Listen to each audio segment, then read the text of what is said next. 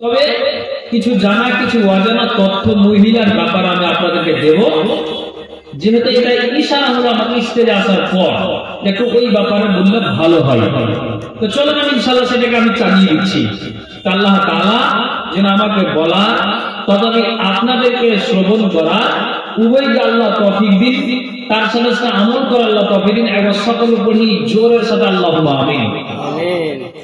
যদি আল্লাহর কাছে গুণে গুণান্বিত হতে চাই, ভালো করে শুনবেন, তাহলে এই গুণ আল্লাহর কাছে যদি গুণে গুণান্বিত হতে চাই, একটা ভালো সৎ ব্যক্তি আল্লাহর খাঁটি বান্দা বলে পরিচয় দিতে চাই, ভালো করে শুনবেন, আল্লাহর খাঁটি বান্দা বলে যদি পরিচয় দিতে চাই, সৎ একজন বান্দা বলে আল্লাহর কাছে যদি পরিচয় দিতে চাই, একটা মুমিন নাম যদি আল্লাহর কাছে পরিচয় দিতে চাই, ভালো করে শুনবেন, আল্লাহর কাছে আমি একজন খাসা একজন আমি খাঁটি আল্লাহর বান্দা যদি হতে চাই, তাহলে আপনাকে আমাকে নিহতর পূর্বে যতটুকু আল্লাহ সময় দিয়েছেন, এই সময় আমাকে আপনাকে গুণে গুণান্বিত হয়ে যেতে হবে, যেটা আল্লাহ তাআলা কোরআনের আয়াত এবং হাদিসের ভিতরে রাসূল সাল্লাল্লাহু আলাইহি ওয়াসাল্লাম উল্লেখ করেছেন। আমাকে সেই গুণগুলো রাখতে হবে। বলবেন কেমন কথা?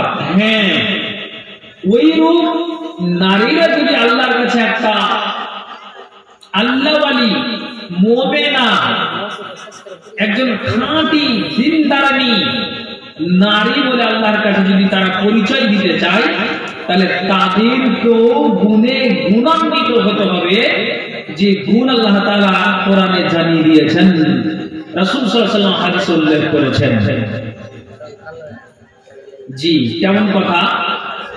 যদি আমি এই কাজগুলো করি, তাহলে আমি হব একজন আল্লাহর কাছে খাঁটি একজন বান্দা। নারীরাও যদি সেই রকম কাজ যদি করে, তাহলে তারাও হবে আল্লাহর কাছে একজন খাঁটি আল্লাহওয়ালি নারী। তাহলে সেই গুণগুলো আমাকে আপনাকে নারী নরকে ভিতরে ঢুকিয়ে নিতে হবে। গুণ কি? বিধান কি? যদি আমি মেনে চলি বিধান, তাহলে আমি একজন গুণের, ওই রকম নারীরাও যদি হয় তাহলে তারাও হবে গুণের। তারা আল্লাহর কাছে একজন খাঁটি বান্দি বলে পরিচয় দিতে পারবে। তা আপনি নিজেকে খাঁটি বান্দা বলে পরিচয় দিতে চান? তো আল্লাহ তাআলা কোরআনের আয়াতে জবাব দিয়েছেন, আপনি চলুন সেই পরিচয়টা দিন। কি পরিচয়? আল্লাহ তাআলা কোরআনের আয়াতে উল্লেখ করেছেন, বসে থাকুন, বসে থাকুন, ইনশাআল্লাহ পাবেন। কি আল্লাহ তাআলা বলেছেন? আউযু বিল্লাহি মিনাশ শাইতানির রাজীম। কুল লিল মুমিনিনা ইয়াগুদ্দু মিন আবসারিহিম ওয়া ইয়াহফাযু ফুরুজাহুম যালিকা আযকা লাহুম ইন্নাল্লাহা খাবীরুম বিমা ইয়াসনাউন। পরিচয় দিন আল্লাহকে। কি আল্লাহ বলছেন, হে নবী মুহাম্মদ, তোমাকে জানিয়ে দেওয়া হচ্ছে, তোমাকে বলে দেওয়া হচ্ছে, তুমি আমার বান্দাদেরকে অর্থাৎ তোমার উম্মতদেরকে জানিয়ে দাও। কি জানিয়ে দাও? যে যখন তারা রাস্তায় চলবে, একটা পুরুষ রাস্তাতে চলবে, আল্লাহর কোরআন জানালেন ইয়াগুদ্দু মিন আবসারিহিম, তারা রাস্তায় চলতে গেলে তাদের নজরটাকে নিচু করে চলবে। তারা খবরদার নজরকে উঁচু করে চলবে না, না ডান দিকে তাকাবে না বাম দিকে তাকাবে। যেমন আপনাকে বুঝাই, একটা ছেলেকে একটা আপনার মানুষকে যদি বাইক দেওয়া হয় হরিশ্চন্দ্রপুর থেকে ওই ছেলেটা আপনার সোনাকুল আসবে, তা আপনার এখান থেকে 4 কিলোমিটারের রাস্তা।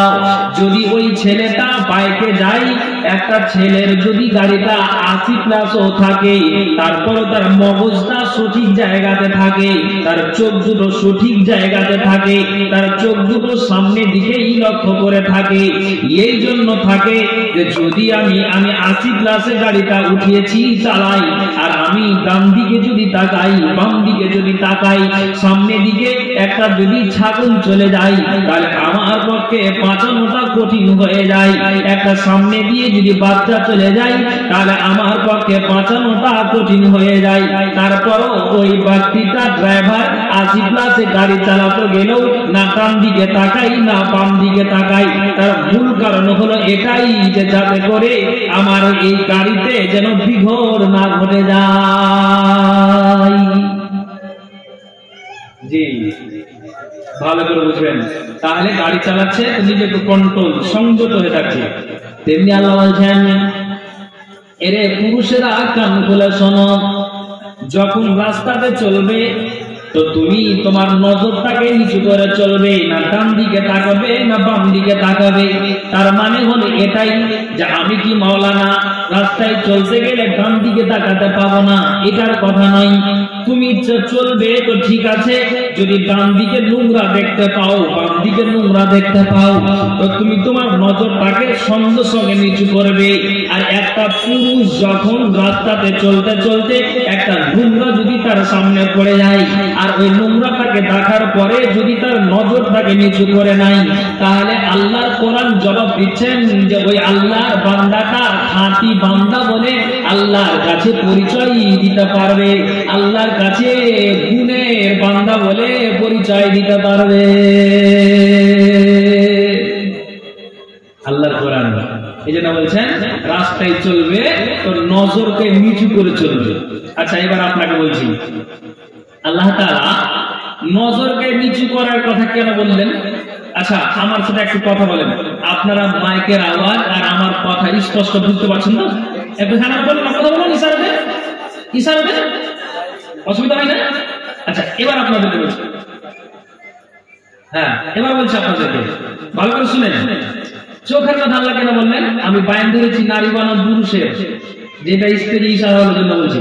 আচ্ছা চলো একটা হাদিস শুনাই যাতে করে আপনার মগজে উঠে যায়। কি হাদিসটা?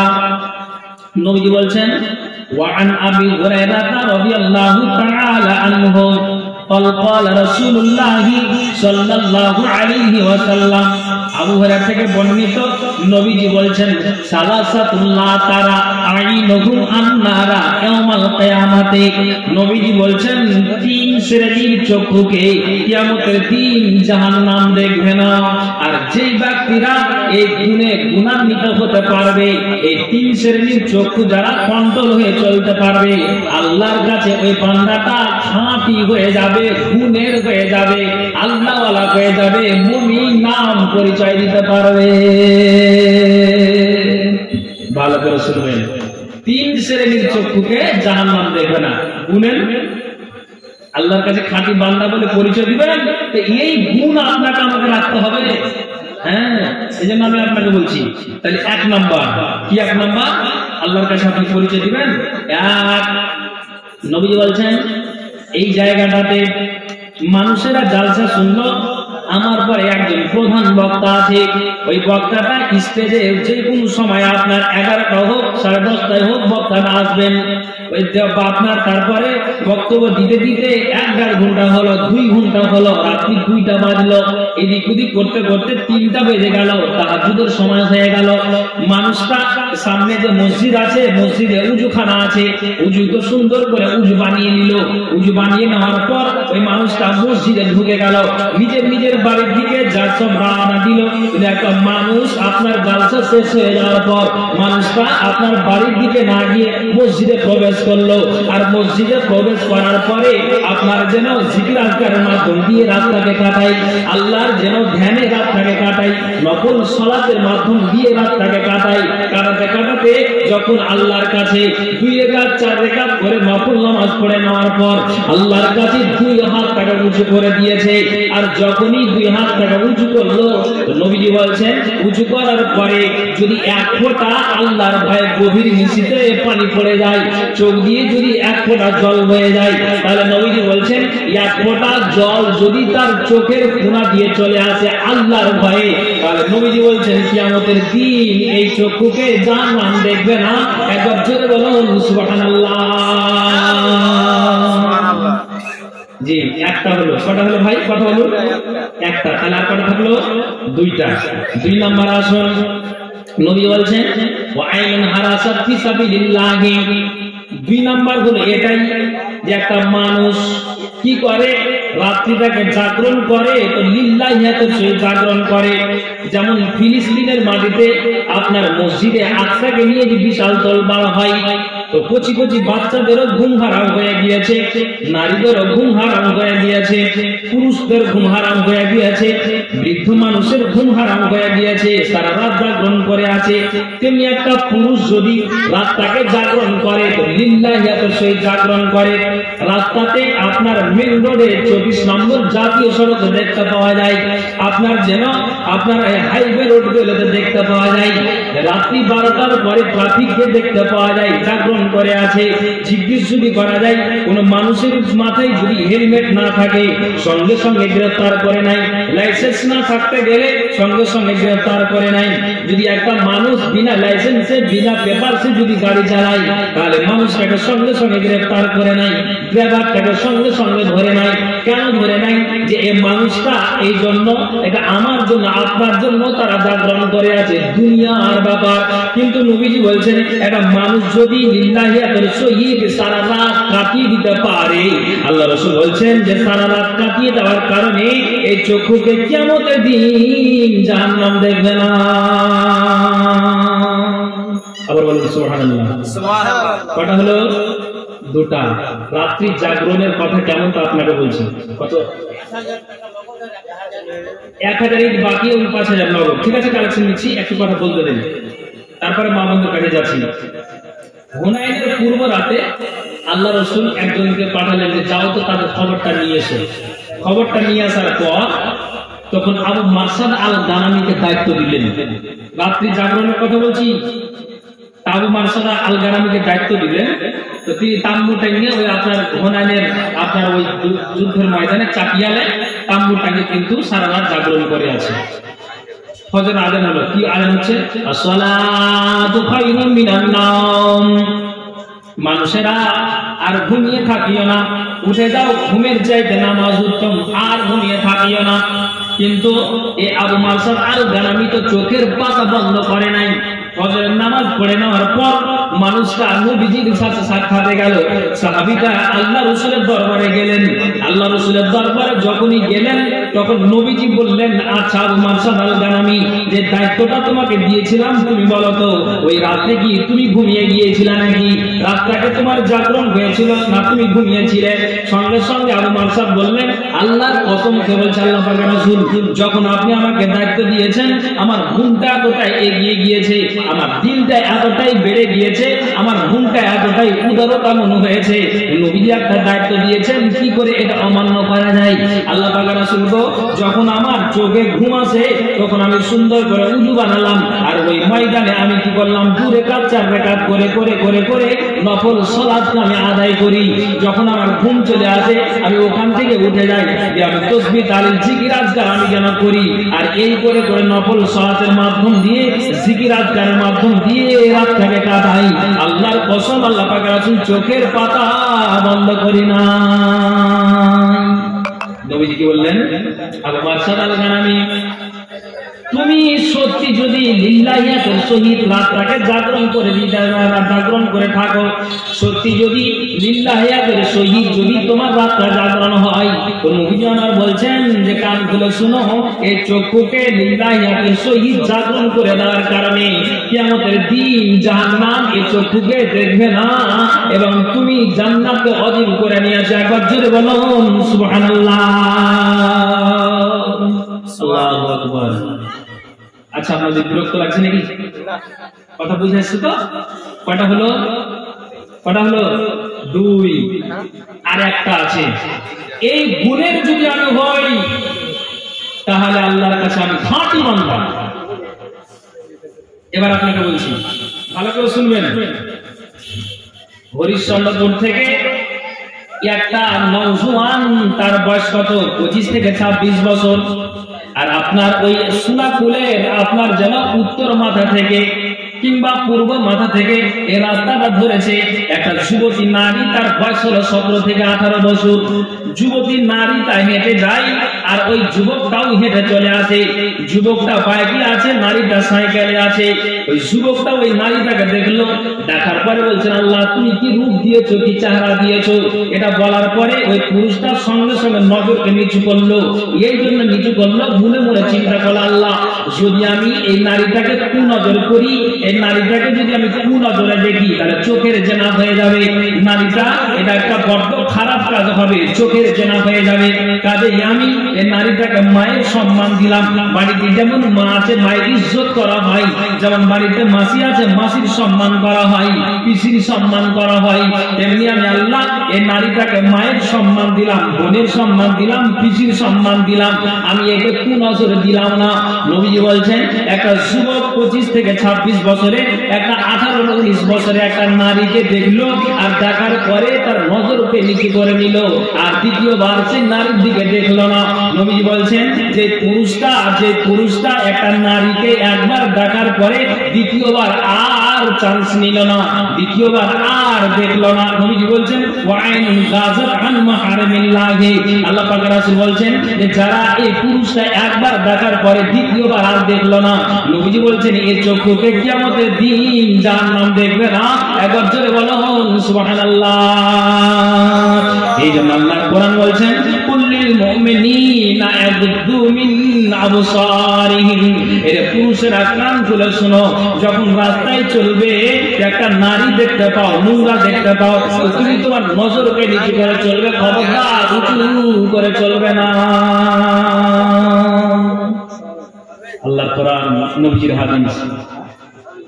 4 জন বন্ধু হেঁটে চলে যাচ্ছে, 4 জনের মধ্যে একজন কিন্তু পিছনে হেঁটে গিয়ে সচক্ষে দেখেই আছে।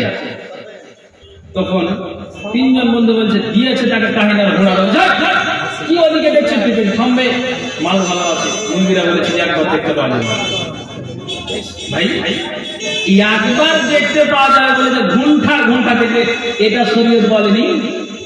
যখনই দেখতে পাবে নজরকে নিচু করে দেবে। তো তুমি ঘন্টা ধরে তুমি একটা নারীর দিকে চেয়ে আছো আর বলছো যে থামো, একবার দেখতে পাওয়া যাবে।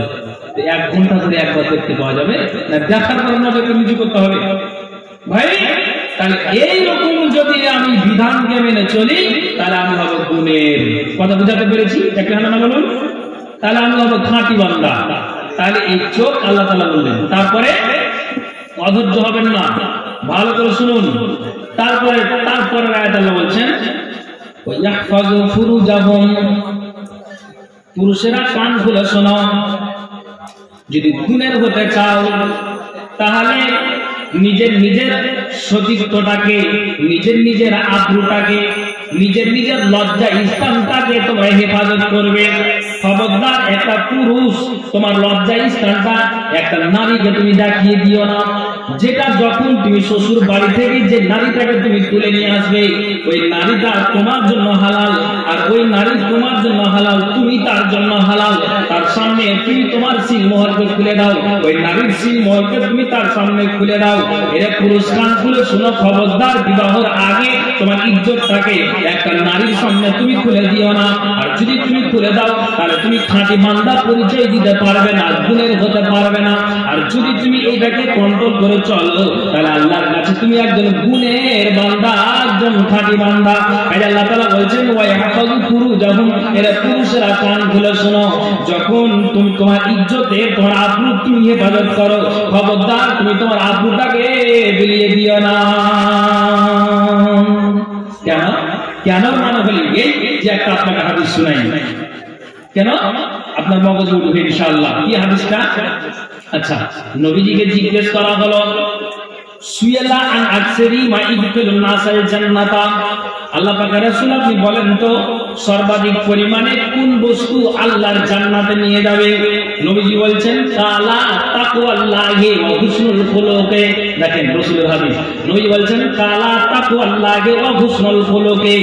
পৃথিবীর মাটিতে যার ভিতরে আল্লাহর ভয়, যার ভিতরে তাকওয়া, যার ভিতরে পরহেজগারি, যার ভিতরে দ্বীনদারি, যার ভিতরে আল্লাহওয়ালা, যার ভিতরে এক কথায় মুমিনের পরিচয়টা আছে, যার ভিতরে গুণের পরিচয়টা আছে, যার ভিতরে একবারে তাকওয়া পরহেজগারিটা অটোমেটিকলি ঢুকে গিয়েছে, যার ভিতরে বুকে ঈমানের জায়গাটা পেয়েছে, বুকে তার ঈমানের বাসাটা বেঁধে বাঁধতে পেরেছে। নবীজি বলছেন যে এই তাকওয়া এই পরহেজগারি সর্বাধিক পরিমাণে আল্লাহর জান্নাতে নিয়ে যাবে। দ্বিতীয় নম্বরে নবীজি বলছেন হুসনুল খুলুকি, পৃথিবীর মাটিতে যার চরিত্র ভালো, যার ব্যবহারটা ভালো, যার আখলাকটা ভালো, এই চরিত্র সর্বাধিক পরিমাণে আল্লাহর জান্নাতে নিয়ে যাবে। যেমন মা আয়েশাকে জিজ্ঞেস করা হতো আল্লাহ পাক রাসূল আপনি বলেন তো নবীজির ব্যবহারটা কেমন? তখন মা আয়েশা বলতেন খুলুকুহু আল কোরআন, নবীজির ব্যবহার কেমন? যেমন হলো আল্লাহর কোরআন। তার মানে হলো এটাই যে নবীজি কোরআনে যেটা আল্লাহ তাআলা বলেছেন আদেশ মুলুক, সেটা আদেশ মুলুক নবীজি আবার মেনে দিতেন। যেটা নিষেধ বলে ঘোষণা আছে নবীজি ওই নিষেধ বলেই কথাগুলোকে মেনে দিতেন। কাজে মা আয়েশা সরাসরি বলতেন নবীর ব্যবহার কেমন? তো যেমন হলো কোরআন। তাহলে বুঝতে পারলেন যে কোন কোন বস্তু জান্নাতে নিয়ে যাবে? এক তাকওয়া এবং কি বললাম ভাই? তাকওয়া নিয়ে যাবে, আর কি নিয়ে যাবে জান্নাতে? নিজের ব্যবহার। কথা বলুন, তাকওয়া নিয়ে যাবে আর কি নিয়ে যাবে জান্নাতে? নিজের ব্যবহার। এই দুই বস্তু যদি কন্ট্রোল থাকে তাহলে আপনি গুণের আল্লাহর কাছে খাঁটি বান্দা, আপনি তাহলে আল্লাহর কাছে পরিচয় দিতে পারবেন এটা আমার খাঁটি বান্দা। হ্যাঁ, এই হাদিসটা কেন নিয়ে আসলাম? তারপরে আচ্ছা হ্যাঁ ঠিক আছে, রাখেন একটু সালাম বলছো ভাই, তারপরে লাইনটা কেটে যাবে বক্তব্য, একটু বলতে দেন। আচ্ছা, তারপরে নবীজিকে জিজ্ঞেস করা হলো ওয়াসুয়ালা আন আকসারি মা ইদখিলুন নাসান নারা, আল্লাহ পাক রাসূল আপনি বলেন তো সর্বাধিক পরিমাণে কোন বস্তু আল্লাহর জাহান্নামে নিয়ে যাবে? দেখেন তখন নবীজি বলছেন কালাল ফামু, এই পৃথিবীর মানুষেরা নিজের মুখটাকে কন্ট্রোল রাখো। তোমার মুখ দিয়ে যদি তোমার বিবি কষ্ট পায়, তোমার মুখ দিয়ে তোমার যদি তোমার পাড়া প্রতিবেশীর লোক কষ্ট পায়, তোমার মুখ দিয়ে যদি তোমার ছেলে কষ্ট পায়, মেয়ে কষ্ট পায়, তোমার মুখের দ্বারা দিয়ে যদি গ্রামবাসী কষ্ট পায়, আত্মীয় স্বজন কষ্ট পায়, তো যারা মুখটাকে কন্ট্রোল করতে পারবে না এই মুখ সর্বাধিক পরিমাণে আল্লাহর জাহান্নাম খানাতে নিয়ে যাবে। দুই, নবীজি বলছেন ওয়াল ফারজ, নিজের সতীত্বটাকে, নিজের আব্রুটাকে যারা কন্ট্রোল রাখতে পারে না, ইজ্জতটাকে বিলিয়ে দেয়, একটা অপর নারীর সামনে ইজ্জতটা খুলতে কোনো দ্বিধা করে না, একটা নারীও একটা পুরুষের সামনে ইজ্জতটাকে খুলতে কোনো দ্বিধা করে না। তো নবীজি আবার বলছেন যারা মুখকে কন্ট্রোল না রাখতে পারে আর যারা নিজের ইজ্জতটাকে কোনোদিন হেফাজত রাখতে পারেনি, এই দুই বস্তু সর্বাধিক পরিমাণে আল্লাহর জাহান্নাম খানাতে নিয়ে যাবে। এই জন্য আল্লাহ কোরআন কি বলছেন ওয়ায়াহফাযু ফুরুজাহুম, এরা পুরুষরা নিজের আব্রুর হেফাজত করো, যালিকা আযকালাহুম, এটাই তোমাদের জন্য অধিক পবিত্র। ইন্নাল্লাহা খাবীরুম বিমা ইয়াসনাউন, নিশ্চয়ই তোমরা যা করো সে সম্পর্কে আল্লাহ সম্যক অবহিত। এটা পুরুষের কথা। ভাই পর্দার আড়ালে মা বোন আছেন, যদি আপনাদেরই কথা বলবো আমাকে ইশারা হয়েছে মহিলাদের ব্যাপারে, তো এইটা এই জন্য বললাম যে আল্লাহ সর্বপ্রথম এই কোরআনের আয়াতে পুরুষের কথা বলেছেন। আপনার কথা আমি ছেড়ে দিই, একটু নারীর কথাটা বলি যাতে করে কথাটা এসে মিলে যায়। তো আল্লাহ তাআলা নারীর ব্যাপারে ওইভাবে বলছেন, ভালো করে শুনেন ভাই, কিছু কথা বলতে দেন যাতে করে আপনার মগজে উঠে। নারীরও কথা বলতে দেন। আল্লাহ তাআলা কি বলছেন দেখেন, আমি আপনাকে বলছি। নবী বলছেন, আল্লাহর কোরআন জানালেন, ওয়াকুল্লিল মুমিনাতি ইয়াগুদুনা মিন আবসারিহিন্না, এরে নারীরা তোমরা কান খুলে শোনো, এরে মহিলার দল তোমরা কান খুলে শোনো। তোমাদেরকে জানিয়ে দেওয়া হচ্ছে, কি জানিয়ে দেওয়া হচ্ছে, এটা পুরুষের ব্যাপারে যেমন বলা হলো তেমনি নারীরও ব্যাপারে বলা হচ্ছে। নারীরা যখন রাস্তায় চলবে তো তুমি তোমার নজরটাকে নিচু করে চলবে। এটা বেগানা পুরুষ যদি তোমার সামনে পড়ে যায় তাহলে তুমি তোমার নজরটাকে নিচু করে নাও। খবরদার তুমি তোমার নজর দিয়ে এটা বেগানা পুরুষকে দেখতে যেও না। আর যখনই একটা নারী বেগানা পুরুষকে দেখবে না তখন হবে খাঁটি বান্দি, তখন হবে গুণের বান্দি। আর যখন এই নিয়ম কানুন বিধানকে মেনে চলবে আল্লাহ ওয়ালি একটা নারী বলে পরিচয় দিতে পারবে। আল্লাহ তাআলা কোরআনে জানালেন, ওয়াকুল্লিল মুমিনাতি ইয়াগুযুনা মিন আবসারিহিন্না, নবী তুমি বলে দাও, একটা মুমিনা নারীকে বলে দাও তারা রাস্তায় চলবে তো তাদের নজরটাকে নিচু করে চলবে। খবরদার তার নজরকে উঁচু করে চলবে না। নারীর ক্ষেত্রে বলা হলো, নারীর ক্ষেত্রে বলা হলো তো কেমন নজরকে নিচু করে চলবে একটা আপনাকে হাদিস শোনাচ্ছি।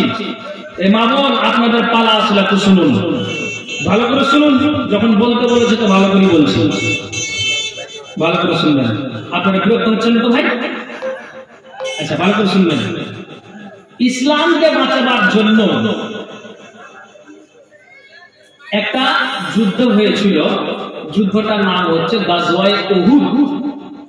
আর গাজওয়া বলা হয় এই জন্য যে যুদ্ধগুলোতে স্বয়ং আল্লাহ রাসূল হাজির ছিলেন। আচ্ছা এবার আমার দিকে আসুন। এবার কি আপনাকে বলবো যে যেমন পুরুষের ক্ষেত্রে বলা হলো তো নারীদের ক্ষেত্রে যে যুদ্ধগুলোতে রাসূল স্বয়ং ছিলেন সেগুলো বলে গাজওয়া, আর যেগুলো অনুপস্থিত ছিলেন সেগুলো বলা হয় সারিয়া। তো এই গাজওয়ায়ে উহুদ, এই গাজওয়ায়ে উহুদে দিনকে রক্ষা করার জন্য 1-2 করে 70 জন শহীদ হয়েছিলেন। কত বলেন তো? আওয়াজ দিয়ে বলেন তো। সবাই কথা বলেন না, কি আছে বলুন? 70 জন। পিছনে লোক আওয়াজ দিয়ে বলেন, কতজন বললাম? 70। কেন কথা বলাচ্ছি এবার আমাকে খেয়াল করেন। তো 70 জনের শহীদ হয়েছে। তো 70 জনের ভিতরে নবীর চাচা আমির হামজা শাহাদাত বরণ করেছেন। এবং এটা কে? এটা জুবাইরের মামা। এটা কে? আল্লাহ রাসূলের চাচা। এটা কে? সাফিয়ার ভাই। এই আমির হামজা শাহাদাত বরণ করেছেন। তখন কিন্তু এই খবরটা শুনেছেন কে? নবীজির ফুফু সাফিয়া। ভাইজান আমার, যখনই শুনতে পেল একটা মহিলাদের একটা অভ্যাস আছে, সোনাকুলে যদি উত্তর মাথাতে একটা পুরুষ মরে যায়, একটা নারী যদি মরে যায়, তাহলে ওই নারীটা দলের দল ছুটে যায়। নিজের স্বামীকে বলে না, নিজের আপনার ছেলেকে বলে না। স্বামী যদি নাই তো ছেলেকে বলে, সেটাও কিন্তু নয়, বলেও যে যেতে হবে। এটা শরীয়ত সাপোর্ট করেনি। কে তোমাকে বলেছে যে একটা উত্তর মাথাতে যদি নারী মরে যায়, একটা পুরুষ মরে যায়, তো মা বোনকে দেখতে যেতে হবে? এটা শরীয়ত সাপোর্ট করেনি। নজরুলকে আল্লাহ তাআলা নিচু করতে বললেন, তো এখান থেকে মহিলারা জ্ঞান নিয়ে নাও। কেমন জ্ঞান নিবে? যে উহুদের প্রান্তে যে 70 জন শহীদ লাশ পড়ে আছে, তার ভিতরে নবীজির চাচা আমির হামজাও শাহাদাত বরণ করেছেন। তো আমির হামজাও যে শাহাদাত বরণ করেছেন, এই খবরটা শোনার পরে নবীজির ফুফু বিদ্যুতের গতিতে দৌড়িয়ে আসেন। আর দৌড়িয়ে আসার পরে আল্লাহ পাক রাসূল জানতে পারলেন যে আমার ফুফু দৌড় দিয়েছেন যে নিজের ভাইয়ের লাশটাকে দেখার জন্য। সুবহানাল্লাহ। মা বোন যদি এটা থেকে শুনে তোমার যদি জ্ঞান হয়ে যায়, ইনশাআল্লাহ আশা করি তোমার উপকার হবে। এবার যেন নবীজি বললেন, জুবাইর তুমি তোমার আম্মাকে বারণ করে দাও, তুমি তোমার আম্মাকে বাধা দিয়ে দাও। কেন তুমি বাধা দিয়ে দাও? যে এই জায়গাটাতে উহুদের প্রান্তে যেন লাশ দেখতে না আসে। তখন এবার যখনই এসেছেন আল্লাহ পাকের রাসূলের আপনার ফুফাতো ভাই জুবাইর কি করলেন? সঙ্গে সঙ্গে আগা ঘিরে নিয়েছেন। মা তুমি যেতে পারো না, মা তুমি যেতে পারো না। তখন মা এবং ছেলে কথা কাটাকাটি শুরু করে দিয়েছে। বলছে, কেন যেতে পারো না রে ছেলে? কেন যেতে পারো না রে ছেলে? আমার ভাই আমির হামজা শাহাদাত বরণ করেছে, কেন তুমি আটকে দাও? কেন তুমি আমাকে বাধা দাও? ভালো করে শুনবেন, পর্দা কাকে বলে? তখন বলছে, না যেতে দেওয়া হবে না। তখন জুবাইরের মাতা সাফিয়া তখন এতরাজ করছেন, জানেন আমার যেটা ভাতিজা আখেরি নবী, একটু আওয়াজ দিয়ে বলুন বলুন সাল্লাল্লাহু আলাইহি ওয়াসাল্লাম, আমি তো আমার ভাতিজার মুখ থেকে বলতে শুনেছি, তুমি একটা মা যদি ডাইনিং এ বসে থাকে আর মাথার কাপড়টাকে যদি এইভাবে খুলে দেয়, পাশে বেটা বসে আছে, তো বেটার সামনে যদি মা মাথার কাপড়টাকে খুলে দেয় তো মার কোনোদিন গুনাহ হবে না। পিসি যদি বসে আছে, নিজের ভাতিজাটা পাশে আছে, তো পিসি মাথার কাপড়টা খুলে যদি ডাইনিং এ বসে থাকে, গরমের সময় পাঙ্খাটাকে চালু করে দেয় আর নিজের ভাতিজাটা পাশে বসে আছে, পিসির কোনোদিন গুনাহ হবে না, যেহেতু এটা হলো মুহরমাত। তারপরে আপনাকে বলা হয় যে একটা নারী, সেটা হলো কে নিজের মাসি বসে আছে, বহিনবাটা পাশে বসে আছে, মাথার কাপড়টাকে নামিয়ে দিল বহিনবাটার সামনে, মাসির কোনোদিন গুনাহ হতে পারে না। নিজের বোনটা বসে আছে ডাইনিং এ, আপনার মাথার কাপড়টাকে খুলে দিল নিজের ভাইয়ের সামনে, তো আপনার যেন বহিনবাটার সামনে বোন, আপনার নিজের ভাইয়ের সামনে যদি বোন মাথার কাপড়টাকে খুলে দেয়, তাহলে কিন্তু ওই বোনের কোনোদিন গুনাহ হতে পারে না। তো সাফিয়া এইভাবে বুঝাচ্ছেন নিজের ছেলেকে, আমি আমার ভাইয়ের মুখটা দেখতে যাব, এটা কোনোদিন অসুবিধা হতে পারে না, শরীয়ত সেটা সাপোর্ট করেছে, নিজের ভাইয়ের মুখ দেখবো, আমি অপরের মুখ দেখতে যাই না। তখন সঙ্গে সঙ্গে জুবাইর বলছেন, নাহা রাসূলুল্লাহকে সাল্লাল্লাহু আলাইহি ওয়াসাল্লাম, আল্লাহ পাকের রাসূল বাধা দিয়েছেন মা, এই জন্য তোমাকে আমি আটকেছি। আশ্চর্যের কথা। আচ্ছা বলুন, নিজের ভাইয়ের মুখ দেখবে, এটা কোনো সমস্যা আছে? হ্যাঁ না বলুন তো, সমস্যা আছে জি? তারপর নবীজি কেন বাধা দিলেন যে না যেতে হবে না ওদের প্রান্তে? আর তুমি সুরাকুল থেকে যাচ্ছ, উত্তর মাথায় একটা লাশ মারা গিয়েছে, কোনো একটা পুরুষ মারা গিয়েছে, কোনো হাজি, কোনো মোল্লা, কোনো একটা সাধারণ মানুষ কিংবা মহিলা মারা গিয়েছে, আর দলের দল ছুটে তুমি যাচ্ছ। আমাদের গ্রামের একটা কথা বলছি, বলছে যে হাজি অমুক মাথাতে দক্ষিণ তলাতে লোকটা মারা গেছে, তো যাবো জি? পুরুষকে কিন্তু বলছে যাবো জি, যেতে হবে না, হাজার দিন মুরগির মধ্যে রক্ত শুনছিস তো ফের কেন এত রাত করছিস, বলছে যেতে হবে না। ফের তখন ঘুরিয়ে পাচ্ছে ৩-৪ বার করে বলছে যাবো জি, বলছে বলছি যে যেতে হবে না, মহিলা যায় তো ৩-৪ বার ফের আলোচনা বলছে যে হাজি যাবো জি রহিমার বা। তখন কইছে তোকে যে বলছি বারবার যেতে হবে না, কইছে তুই আটকালো আমি থাকবো না, কেন আমি বিড়ি বেঁধে খেতে পারবো না। লাস্টে তুই করে বলছে তুই যদি আটকাস তো তোর কথা আর শুনবো না, আমি বিড়ি বেঁধে খেতে পারবো। গরম কিসের হবে বলেন তো দেখি? ফের মমতা 500 বাড়িয়ে দিয়ে 1000 করে দিয়েছে লক্ষ্মীর ভান্ডারে। জি গরম তো বাড়বে, মানবো না, চলে গেল। শরীয়ত এখানে কি বলছে ভালো করে জ্ঞান নেন। নবী বলছেন, জুবাইর বলছেন, মারে এই জন্য আটকে দিয়েছি যে নবীজি বাধা দিয়েছেন বিদ্যুতের গতিতে দ্বিতীয়বার আর প্রশ্ন না করে আপনার যেন নবীজির ফুফু সাফিয়া আবার ঘুরে বাড়ি চলে গেলেন, উহুদের প্রান্তে আর লাশ দেখতে গেলেন না। এখান থেকে একটা গুণ নিতে হবে, শিক্ষা নিতে হবে। এটা নারী যদি এইভাবে এই কথা থেকে যদি মগজে উঠিয়ে দেয়, তাহলে একটা গুণের হবে, খাঁটি আল্লাহওয়ালি নারী হবে। আল্লাহ পাকের রাসূল বলছেন, জুবাইর তোমার মাকে কেন আটকে দিয়েছিলাম, তোমার মাকে কেন বাধা দিয়েছিলাম, তোমার মাকে কেন বারণ করলাম? তো বারণ করার তুমি ব্যাপারটা শুনে নাও।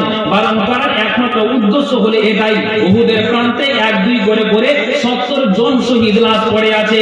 70 জনের ভিতরে 69 জনই হলো বেগানা পুরুষ, আর একটাই হলো তোমার মামা, সেটা হলো নবীর আমার জন্য যে আপনার চাচা, আর তারা হলো ভাই এবং বোন। তার মুখ দেখবে, এটা কোনো সমস্যা আছে না, কোনো শরীয়ত বাধা নাই। নিজের ভাইয়ের মুখ দেখবে, এটা কোনদিন বাধা হতে পারে না। তবে আমি জুবাইর কেন বাধা দিয়েছি? উহুদের প্রান্তে ইসলামকে বাঁচাবার জন্য, দ্বীনকে রক্ষা করার জন্য। আপনার জন্য কাউরির জন্য বল্লমের আঘাতে মাথার মগজটা বেরিয়ে আছে, কাউরির তীরের আঘাতে আপনার পেটের ঝুড়িটা বেরিয়ে আছে, কাউরির লুঙ্গি উঠে আছে, ধুতিটা উঠে আছে, ইজ্জতটা খুলে আছে, কেউ উপর হয়ে পড়ে আছে, ডেকে কাজ হয়ে পড়ে আছে। আপনার এই করে করে উহুদের প্রান্তে আনাচে কানাচে উহুদের মাঠে বিভিন্ন প্রকারের লাশ পড়ে আছে। আমার কুকুর যদি নজরগুলো বেগানা পুরুষের দিকে চলে যায়, এটা শরীয়ত সাপোর্ট করেনি। নিজের ভাইয়ের মুখ দেখতে আমি বাধা করিনি, কিন্তু ওই জায়গাতে 69 জন পুরুষ লাশ পড়ে আছে, কাজেই আমি তোমার মাকে আটকে দিয়েছি। একবার ছেড়ে বলুন সুবহানাল্লাহ। এই কথাটা শোনার পরে যদি মা বাবার জ্ঞান আছে, কি বুঝতে পারলেন? এই কথাটা বলার পরে সঙ্গে সঙ্গে রাস্তা বদল করেছেন। তাহলে বেগানা পুরুষকে যাও তুমি কি করে দেখতে, কি করে যাও তুমি দেখতে? আল্লাহু আকবার। মা বোন, হাদিস কোরআনে এমন একটা ব্যাপার যে প্রতিদিন আপনি শুনেন, মানুষ কোনোদিন কেউ বলেছে যে এটা চেঞ্জ করে দেন জি সূরা ফাতিহা প্রতিদিন আপনার 5 ওয়াক্ত নামাজ আর তেলাওয়াত হয়, কেউ কোনোদিন বলেছে বলুন? এমন একটা হাদিস করে আল্লাহ তাআলা কি জাদু মধু দিয়ে রেখেছেন। তো বাবা এখান থেকে একটা আপনাদের শিক্ষা নিতে হবে, বেগানা পুরুষের দিকে নজর দেওয়ার জন্য আল্লাহ কঠোরভাবে নিষেধ করলেন। সাফিয়া শিক্ষা নিলেন, খাঁটি আল্লাহ ওয়ালি গানের আল্লাহকে পরিচয় দিতে পারলেন, তাহলে আপনাকে এখান থেকে জ্ঞান নিতে হবে, একে বলে পর্দা। তাহলে এই নজরকে এই জন্য আল্লাহ তাআলা বললেন কুল্লিল মুমিনাতি ইয়াগুদুদনা মিন আবসারিহিন্না, এটা নারীরা কান খুলে শুনো, যখন রাস্তায় চলবে তো তুমি তোমার নজরকে নিচু করে চলবে, খবরদার তুমি নজরকে উঁচু করে চলবে না। আল্লাহ তাআলা পুরুষের কথা যেমন বললেন তেমনি আল্লাহ তাআলা সর্বপ্রথম নারীর কথাটা আল্লাহ তাআলা জানিয়ে দিলেন।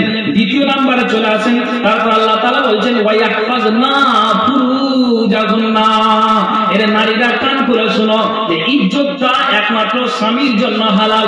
যখন তোমাকে বিবাহ করে নিয়ে আসবে সিলমোহরটা তোমার স্বামীটাই খুলবে, দ্বিতীয় কোনো পুরুষ যেন তোমার কাছে না যায়।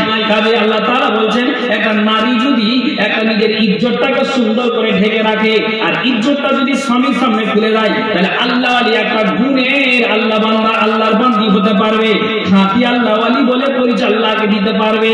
আর যদি তোমার সিলমোহরটা বিবাহের আগেই তুমি খুলে দাও, স্বামীর আপনার বিবাহের পরও যদি তুমি খুলে দাও, তাহলে তুমি আল্লাহর খাঁটি বান্দি হতে পারো না। তাই আল্লাহ তাআলা বলছেন যে শুনে রাখো, তুমি তোমার নজরকে নিচু করো, তারপরে তুমি তোমার ইজ্জতের হেফাজত করো। নারীদেরকে বলছেন ওয়ায়াহফাজনা ফুরুজাহুন্না। কেন এই কথা বলছি ভালো করে শুনবেন, ভালো করে শুনবেন।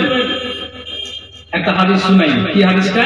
ওয়ান আবি সাঈদ আল-খুদরি রাদিয়াল্লাহু তাআলা আনহু قال قال رسول الله সাল্লাল্লাহু আলাইহি ওয়াসাল্লাম, আবু সাঈদ খুদরি থেকে বর্ণিত নবীজি বলছেন ওয়াল্লাযী নাফসু মুহাম্মাদিন বিয়াদিহি, সে মহান সত্তার কসম যার হাতে আমার জান রয়েছে। নবীজি কি বলছেন? লা তাকুমুস সাআতু, কিয়ামত কতদিন পর্যন্ত হবে না, কিয়ামত কতদিন পর্যন্ত হবে না, কতদিন পর্যন্ত হবে না, হাত্তা তাকাল্লাম ইনসা, যতদিন পর্যন্ত একটা মানুষ পশুর সঙ্গে কথা না বলেছে। তার মানে এমন একটা দিন আসবে, এমন একটা সময় আসবে যে আপনার জন্য মানুষ পশুর সঙ্গে কথা বলবে, পশু মানুষের সঙ্গে কথা বলবে। তার মানে এমন একটা দিন চলে আসবে, এমন একটা আপনার সময় চলে আসবে, মানুষেরা যেমন আমি কথা বলছি আপনারা মনের কান দিয়ে শুনছেন, স্পষ্ট আমার ভাষাটা আপনারা বুঝতে পারছেন, তেমনি নবীজি বলছেন পশু কথা বলবে তো মানুষ স্পষ্ট বুঝতে পারবে, আর মানুষ কথা বলবে তো পশু স্পষ্ট বুঝতে পারবে। হাতের চাবুক মানুষের সাথে কথা বলবে, পায়ের জুতার ফিতা মানুষের সঙ্গে কথা বলবে। হাদিসটা কেন নিয়ে আসলাম? নবীজি আল্লাহর কোরআন বলছেন ওয়াহফাজনা ফুরুজাহুন্না, এর নারীগুলো তোমার ইজ্জতের হেফাজত করো, খবরদার একটা লুচ্চা ছেলেকে দিয়ে ইজ্জতটাকে বিলিয়ে দিও না। কেন আল্লাহ তাআলা বলছেন? হাদিসটা থেকে মা বোনদেরকে শিক্ষা নিতে হবে।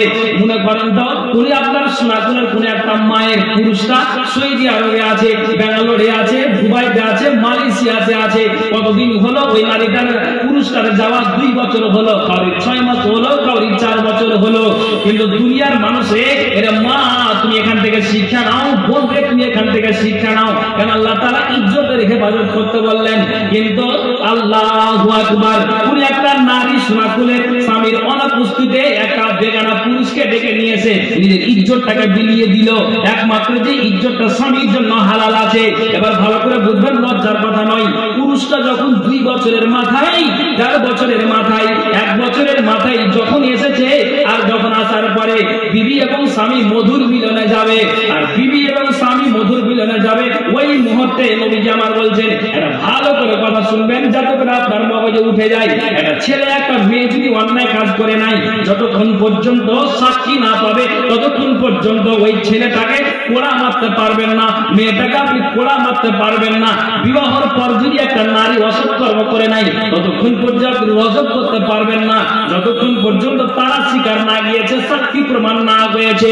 আমি আপনাকে বলছি, নবীজি বলছেন এমন একটা দিন আসবে, এমন একটা সময় আসবে যে যেমন পশু মানুষের সঙ্গে কথা বলবে, হাতের চাবুক মানুষের সঙ্গে কথা বলবে, পায়ের জুতার ফিতা মানুষের সঙ্গে কথা বলবে।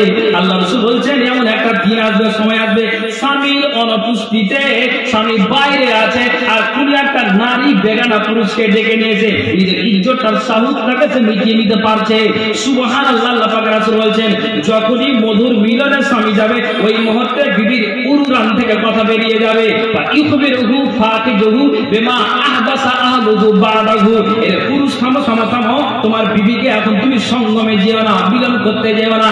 কেন তুমি যেও না? যেটা তোমার জন্য হালাল আছে। তুমি যখন দুবাইতে ছিলে, মালয়েশিয়াতে ছিলে, তোমার অনুপস্থিতিতে তোমার বিবিটা এই কাণ্ড ঘটিয়ে দিয়েছে। নবীজি বলছেন এমন একটা দিন আসবে, এমন একটা সময় আসবে, তখন সাক্ষী লাগবে না, প্রমাণ লাগবে না, বিবির উরুলান থেকে গোপন কথাটা বেরিয়ে যাবে। আল্লাহ তাআলা বলছেন এর নারীরা কান করে শোনো, ওয়াহফাজনা ফুরুজাহুন্না। এর নারীরা কান করে শোনো, তুমি তোমার ইজ্জতের হেফাজত করো। যদি ইজ্জতের হেফাজত না করো, এমন একটা দিন আসবে, সময় আসবে, তখন কাজ যদি তোমার দ্বারা দিয়ে হয়ে থাকে, তাহলে সাক্ষী প্রমাণ লাগবে না, এমনি এমনি উড়ান থেকে প্রকাশ হয়ে যাবে। এবার জোরে বলুন সুবহানাল্লাহ। কথা বুঝাতে পেরেছি? আপনি হানা না বলুন, কথা বলুন, মাথা উঠেছে কথা না? তাহলে এইভাবে নারীকে সাবধান থাকতে হবে, অত সোজা কথা নয়। আর যখন সাবধানতা অবলম্বন করতে পারবে একটা নারী, নিজেকে কন্ট্রোল করে চলতে পারবে নারী, তখনই হয়ে যাবে আল্লাহর কাছে একটা গুণে খাঁটি আল্লাহর বান্দা। জি, বিবির পুরাণ থেকে স্পষ্ট কথা বেরিয়ে যাবে। এই জন্য আল্লাহ তাআলা বললেন এ নারী কান খুলে শোনো, তুমি তোমার ইজ্জতের হেফাজত করো। চোখের পরে পরে আল্লাহ ইজ্জতের কথা বললেন। তারপরে বলছেন যে শোনো, নিজের ওন্নাটা দিয়ে, আঁচলটা দিয়ে, চাদর দিয়ে সুন্দর করে তুমি তোমার বক্ষদেশটাকে ঢেকে নাও, তোমার এলাকাটাকে সুন্দর করে ঢেকে নাও। ভাইজান আমার একটা কথা মনে আসলো। গত বছর রতুয়া আইনপাড়া বলে একটা জায়গা আছে, নাম শুনেছেন? ওই আইনপাড়াতে জালসা গেছি ভাই, তো বাড়ি থেকে ফোন করছে যে জিলাপি নিয়ে আসিও। তো ঠিক আছে নিয়ে আসবে। তখন বাজারে ঢুকেছি, তো সামনে বাজার যাব বন্ধু, তো চারটা মেয়ে, ও আর হাত ধরা আছে, ও আর হাত ধরা আছে, পুরো রাস্তাটাকে ব্লক করে দিয়েছে। চারটা নারী, যুবতী নারী, কারোর বয়স 20 হবে, কারোর 18 হবে, কারোর 15 হবে, এই করে করে চারটা নারী রাস্তাকে ঘিরে বসে আছে। হায় হায় হায়। তো সামনে একটা দোকান আছে, ভাই এই জিলাপিটা দিবেন, তো সেটা বিক্রি হয়ে গেছে। ভাই সামনে অনেক দোকান আছে, যাও গিয়ে নিয়ে নাও। কিভাবে যাবো? যাবোটা কিভাবে? সামনে তো ট্রাফিক পুলিশ, বুঝতে পারছেন? চারটা নারী ওর হাত ধরে আছে, যেতে পারছি না। তখন আমি বলছি আল্লাহ, এদের জ্বালাতে না বাজারে যেতে পারছি, না রাস্তায় চলতে পারছি, না কোথাও গিয়ে আমাদের কোনো শান্তি হচ্ছে। কোনো একটা নারী চারজনের মধ্যে একজন কিন্তু শুনে যাবে, তখন ও মুখটাকে ঘুরিয়ে তখন বলছে তুমি কত ভালো, এক্ষুনি ওয়াজ করে নেমলে, তুমি কেন বাজারে এলে? হ্যাঁ হ্যাঁ, আমার কথা থেকে অপরাধ হয়েছে। কবি কি বলছেন? শেষ জামানা ও মুমিনা, কথাটা তোর নাই মিছে, আখেরি জামানা এসেছে। শেষ জামানা ও মুমিনা, কথাটা তোর নাই মিছে, আখেরি জামানা এসেছে। আগেকার মায়েরা সব পুরুষ দেখিলে ঘুমটা টেনে সরে যেত গাছের আড়ালে। এখনকার কলি মেয়েরা পুরুষ দেখে কার করে না, ধাক্কা মেরে চলেছে। আখেরি জামানা এসেছে, আখেরি জামানা এসেছে। মুসলিম বিরোধী যুবক বড় রেলগাড়িতে যায়, রেলের গেটে ভিড় জমায়, গল্প গুজব কয়। আবার বুড়ো মানুষ উঠতে গিয়া শুধু ঘোড়া খাইতেছে। আখেরি জামানা এসেছে। বাস মোটরে উঠে বলি সিট দাও, বলে অন্য বাস ফাঁকা আছে, সেই বাসেতে যাও। দেখলে বাপেরই গাড়ি। বাস মোটরে উঠে বলি বসতে জায়গা দাও, বলে অন্য বাস ফাঁকা আছে, সেই বাসেতে যাও। এদের জ্বালায় বাস মোটরে উঠা নাহি যাইতেছে। আখেরি জামানা এসেছে, আখেরি জামানা এসেছে। রেলগাড়িতে উঠে বলি বসতে জায়গা দাও, বলে অন্য রেল ফাঁকা আছে, সেই গাড়িতে যাও। এদের জ্বালায় রেলগাড়িতে উঠা নাহি যাইতেছে। আখেরি জামানা এসেছে। আগেকার মায়েরা সব পুরুষ দেখিলে ঘুমটা টেনে সরে যেত গাছের আড়ালে। এখনকার কলি মেয়েরা পুরুষ দেখে কার করে না, ধাক্কা মেরে চলেছে। আখেরি জামানা এসেছে, আখেরি জামানা এসেছে। ঠিক বলছি না ভুল বলছি? কথা বলুন এবার। আপনারা কথা বলছেন নাকি? এটা আমার একটা অভ্যাস হয়ে গেছে। কথা বলুন, ঠিক না ভুল? কলকাতা বারাসাত বলে একটা জায়গা আছে, 24 পরগনা, তো উত্তর 24 পরগনা, ঠিক বলেছেন। ওখানে আমার প্রোগ্রাম আছে বুঝলেন। এবারও এই বছরও গিয়েছিলাম, কিন্তু গত বছরের কথা বলছি। একটা সিঙ্গেল সিটে বসে আছি, একটা সামনে একটা নারী বসে আছে, তো মাথার কাপড়টাকে মুলবি দেখে যদি গায়ে দিবে, মাথায় দিবে, তার স্টাইল করে খুলছে। সত্যি জি, আমি এক সিটে বসে আছি, এক সিটে বসে আছি, এভাবে দিয়ে আছে, তো না আমাকে দেখে খুলে দিল। তখন আমি বলছি, অমুসলিমের যদি মেয়ে হয় তাহলে কিছু করার নেই, ঠিক না ভাই, কথা বলুন। তো এই চোখে দেখে দেখে দেখে মিজাজটা আলাদা হয়ে গেছে। ওই যে একটা প্রশ্ন করবো, যদি মার খাই তো খাবো, এটা মনে মনে আগে গেছে। বলছে আচ্ছা মেয়ে একটা কথা বলবো। বলছি তখন বলছি কি বলুন বলুন বলুন, যে কত ভদ্র ভাষা টিএমসি। আমি বলছি যে তোমার নাম কি বলো তো? বলছে আমার নাম সালোয়ারা। তাহলে তুমি নিশ্চয় মুসলমানের বেটি? বলছি হ্যাঁ আমি মুসলমানের বেটি। কত কত আমি মুসলমানের বেটি। তো মুসলমানের যখন তুমি মেয়ে, তো তোমার যে ওড়নাটা এত সুন্দর আছে, তো মাথায় এইভাবে তুমি দিয়ে মানে না দিয়ে তুমি মুলবিকে দেখা মাথায় এইভাবে তুমি খুলে রেখেছো, এটা তোমার ঠিক আছে কি? মাথায় কাপড়টা দাও। এতগুলো ট্রেনে বয়স্ক মানুষ, যুবক মানুষ, অনেক বাবা ভাই ভাবে রাস্তায় যাতায়াত করছে, টয়লেটে যাচ্ছে, আসছে, ঘুরছে ফিরছে, আর তোমার সামনে একজন আলেম বসে আছে, ডানে বসে আছে, বামে বসে আছে, আর তুমি মুসলমানের মেয়ে বলে দাবি করছো, জন্ম তোমার মুসলমানের ঘরের মেয়ে, তাহলে তুমি এভাবে মাথার কাপড়টা খুলে কেন বোন? মাথার কাপড়টা একটু দিয়েই রাখো। একটু উত্তরটা দেবেন, কথাটা ভুল বলেছি না ঠিক বলেছি? এই কথাটা বলছেন আপনারা? তখন 2 সেকেন্ড পরে, তখন 2 থেকে 5 সেকেন্ড পরে মুলবি হয়ে কিছু কথা নেই, যেখানে দেখাবে মাথা কাপড় দাও, পেটে কাপড় দাও, বুকে কাপড় দাও, মানে ইয়ে কথা বলতে গিয়ে মাথা আলাদা হয়ে গেছে। হ্যাঁ হ্যাঁ, আর কিছু বলার আছে? জোগাড় আছে? কিছু পুঁজি আছে? পুঁজি নাই? তাহলে এইরকম যদি আচরণের একটা নারী হয়, আপনার মেয়ে হয়, আপনার যদি বোন হয়, তাহলে আল্লাহর কাছে খাঁটি বান্দি বলে পরিচয় দিতে পারবে? ওই নারীটা গুণের হতে পারবে, আল্লাহর কাছে হতে পারে না। তাহলে গুণের হতে গেলে এই গুণ আপনার ভিতরে থাকতে হবে, অত সোজা কথা নয়। এক জায়গাতে বলছে, মুলবি সাহেব জালসা করতে যাচ্ছ, সব বক্তাকে বলছে, তো মেয়েরা যে বাজারে যাচ্ছে, তো আপনি কেন, আপনারা কেন বলছেন না? তো সব কি বাপের বেটির বক্তারা কি ঠিকা লেগেছে নাকি? হ্যাঁ, লাঠি চার্জ করে মেয়েরাকে বাজার থেকে নিয়ে আসবে? কে এটা দায়ী কে? আপনি বলবেন বক্তারা, আমি বলবো বক্তারা দায়ী নেই, আলেমেরা দায়ী নেই। এতক্ষণ আমি বলছি কথাটা শোনাতে আমল করুন। কি আর বলতে বলছেন? লাঠি চার্জ করে কি বাজার থেকে নিয়ে আসবো? না, আপনি পুরুষ, আপনাকে বাজারে গিয়ে আপনাকে লাঠি চার্জ করে নিয়ে আসতে হবে, হাত নিয়ে আসতে হবে। আপনি বাপ, জন্মদাতা, আপনি বাপে আপনার মেয়েকে কন্ট্রোল করতে পারবেন না, তো কুমার মুজার পলাশবোনা থেকে আর আপনার অমুক জায়গা থেকে বক্তা ডেকে নিয়ে এসে আপনি আপনার মেয়েকে সঠিক করে দিতে পারবেন না? কি ভাই কথা ঠিক বলছেন? আমি বলছি আপনি বাপ, জন্মদাতা, আপনাকে আপনার মেয়েকে কন্ট্রোল করতে হবে। বাজার চলে যাচ্ছে, তো কি করবো ওখানে গিয়ে বক্তারা? আমি বললাম এবার জানা আপনি পালন করুন তো। হাদিসের ভাষা কি এসেছে? ইসলামী ওলামা ইকরাম আছেন, উমারাও আল উলামাও উমারা, দুটোই কিন্তু বহুবচন শব্দ। বহুবচন শব্দ হলো কি? যে আলেম, আলেমেরা এবং নেতারা যদি এক হয়ে যায়, দেশটা শান্তিতে ভরে যাবে। তাহলে আলেম বলছে নেতা তুমি ঠিক হও, বাপ তুমি ঠিক হও, আলা কুল্লুকুম রাইয়ুন কুল্লুকুম মাসউলুন আন রাইয়াতিহি, বাপ তুমি ঠিক হও, বাড়ির গার্জিয়ান তুমি ঠিক হও, মা তুমি ঠিক হও। মেয়ে তোমার বেগানা বেপরদা হয়ে যাচ্ছে, বাজারে চলে যাচ্ছে, আলেম বলল এটাই যথেষ্ট। কিন্তু এবার শুনছে না, তুমি লাঠি চার্জ করো, চোখ রাঙিয়ে তুমি জন্মদাতা বাপ এবং মা তুমি ফিরিয়ে নিয়ে এসো, তুমি ফিরিয়ে নিয়ে এসো, যেটা তুমি জন্মদাতা পাও। ভাইজান, এই শোনার পরে যখনই আমি আমল করব, তখন আল্লাহর কাছে আমি খাঁটি বান্দা বলে পরিচয় দিতে পারবো। জি, একজন নারী ওইভাবে পরিচয় দিতে পারবে। আর আপনাকে কি বলবো, বাপ হয়ে আপনি পারছেন না, তার হাদিস শুনেন।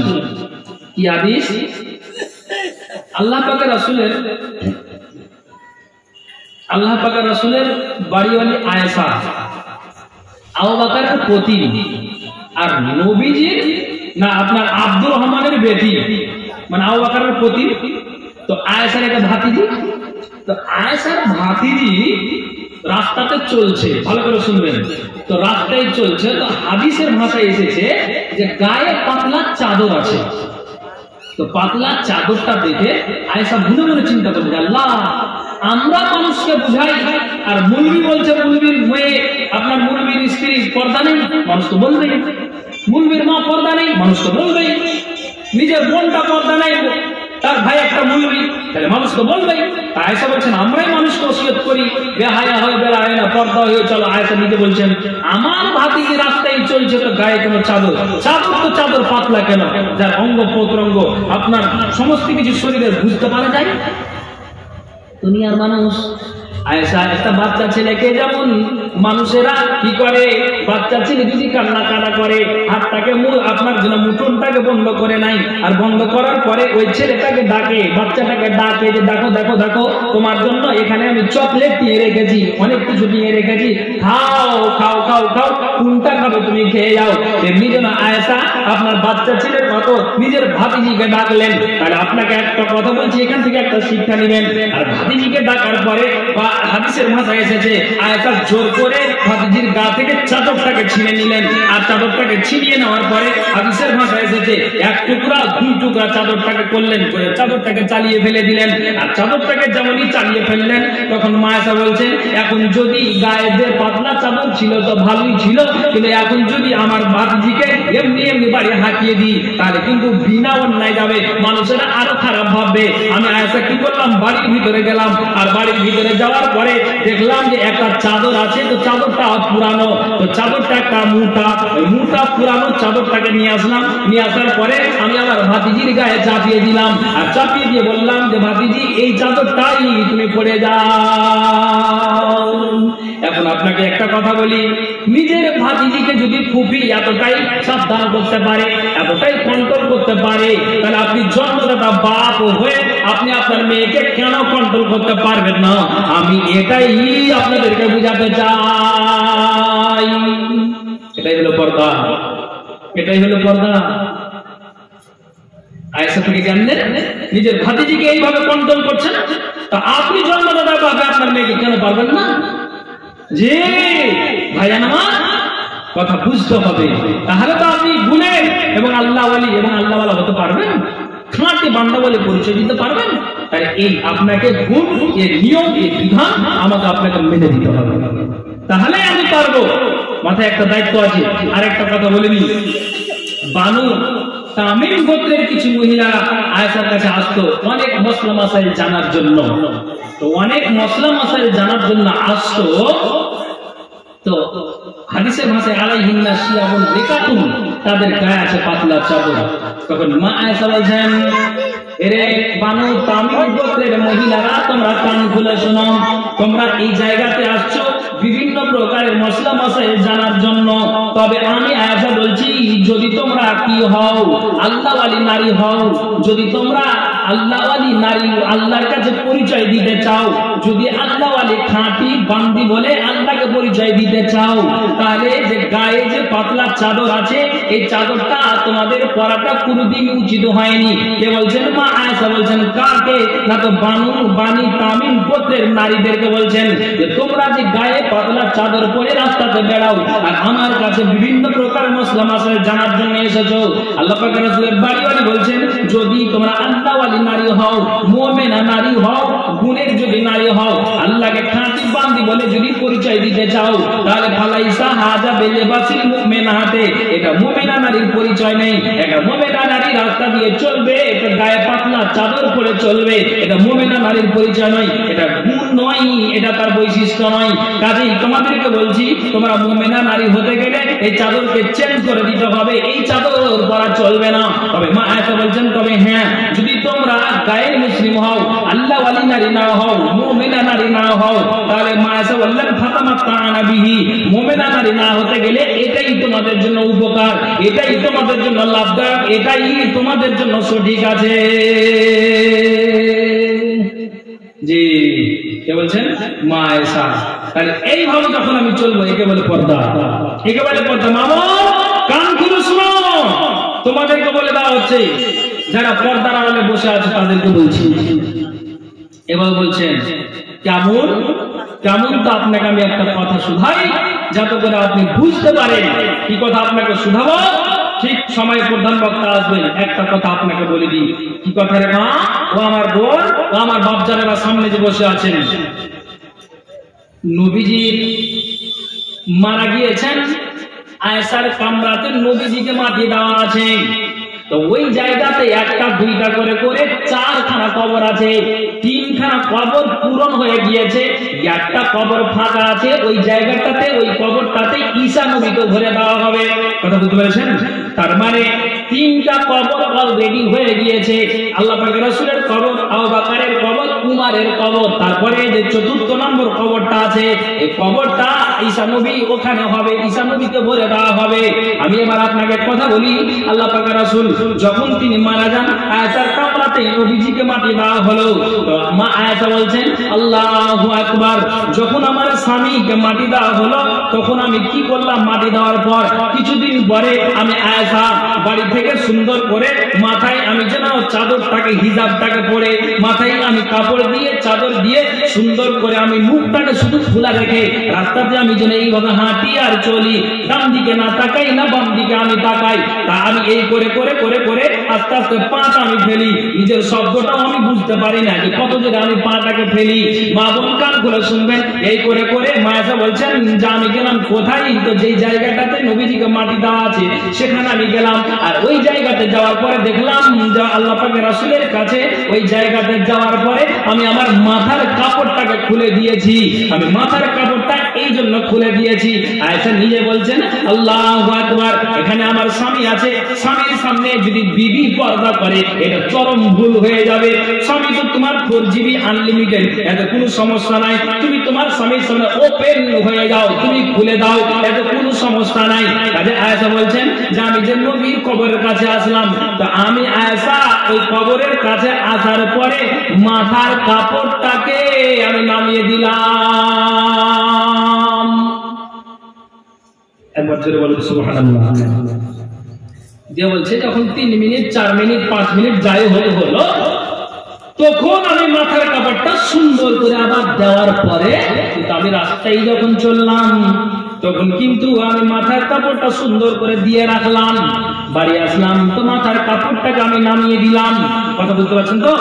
তারপরে মা এসে বলছেন ওই জায়গাটাতে 2 থেকে 2.5 বছর পর কাকে দাফন করা হলো? না তো আমার আব্বা আবু বকরকে দাফন করা হলো।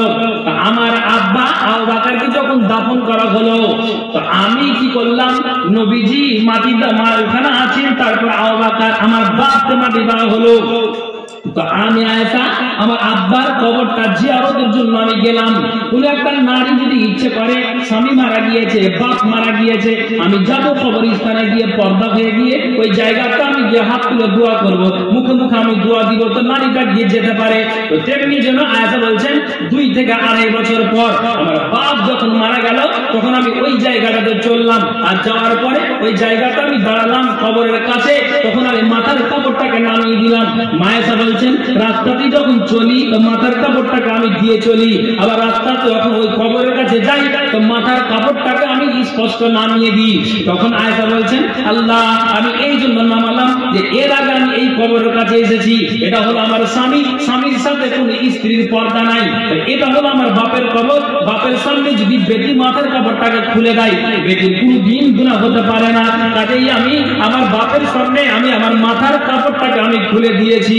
ওখানে খুলে দেওয়ার পরে 2 মিনিট 4 মিনিট থাকার পরে দোয়া দুরুদ করে নেওয়ার পরে আবার যখন রাস্তাটা আমি চললাম সুন্দর করে মাথার কাপড়টাকে আমি আবার চাপিয়ে নিলাম।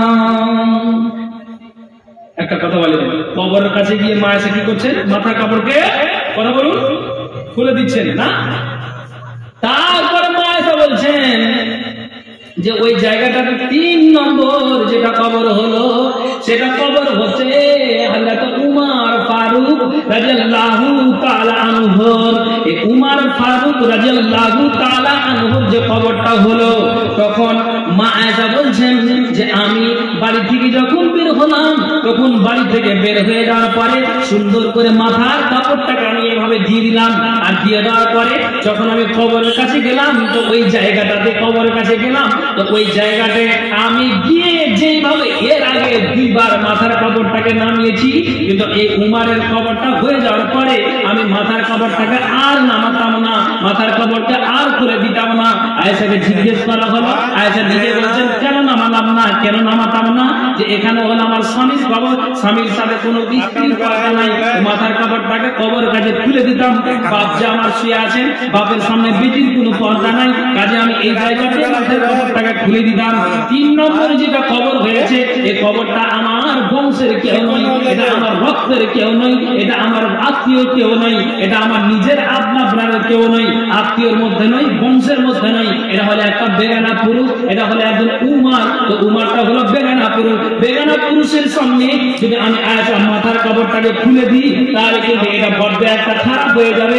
এটা বেগানা পুরুষের সামনে পর্দাকে খুলে দেওয়া, আপনার মাথার কবরটা নামিয়ে দেওয়া, এটা শরীয়ত সাপোর্ট করেনি। কাজেই এই উমারের কবরটা হয়ে যাওয়ার পরে যেভাবে বাড়ি থেকে আমি যেতাম, ওইভাবে আবার কবর থেকে ফিরে আসতাম। আমি ওই 3 নম্বর কবরটা হয়ে যাওয়ার পর মাথার কবরটা আর নামাতাম না। এবার জোরে বলুন সুবহানাল্লাহ। তো মারে ও আমার আব্বা জানারা সামনে যে বসে আছেন, মরা মানুষকে দেখে পর্দা করছেন কে? কথা বলুন। আয়েশা। তাহলে মরা মানুষকে যদি দেখে যদি আয়েশা পর্দা করেন, তো জীবিত 3.5 হাতের 5 ফুট 6 ফুটের মানুষ তোমার চোখের আড়ালে ভেসে আসছে, তোমার চোখের সামনে চলে যায়, তাহলে তুমি কেন পর্দা করবে না? এই কথা আমাকে বলো। মরা মানুষকে দেখে যদি এইভাবে নজরকে নিচু করে পর্দাকে সুন্দর করে কন্ট্রোল হয়ে চলে, তাহলে তুমি জীবিত নারী, তুমি জীবিত একটা নারী আর জীবিত পুরুষ তোমার চোখের সামনে আসছে, বলো কেন তুমি পর্দা করবে না? কেন করবে না? এটা বুঝাতে চাইছি।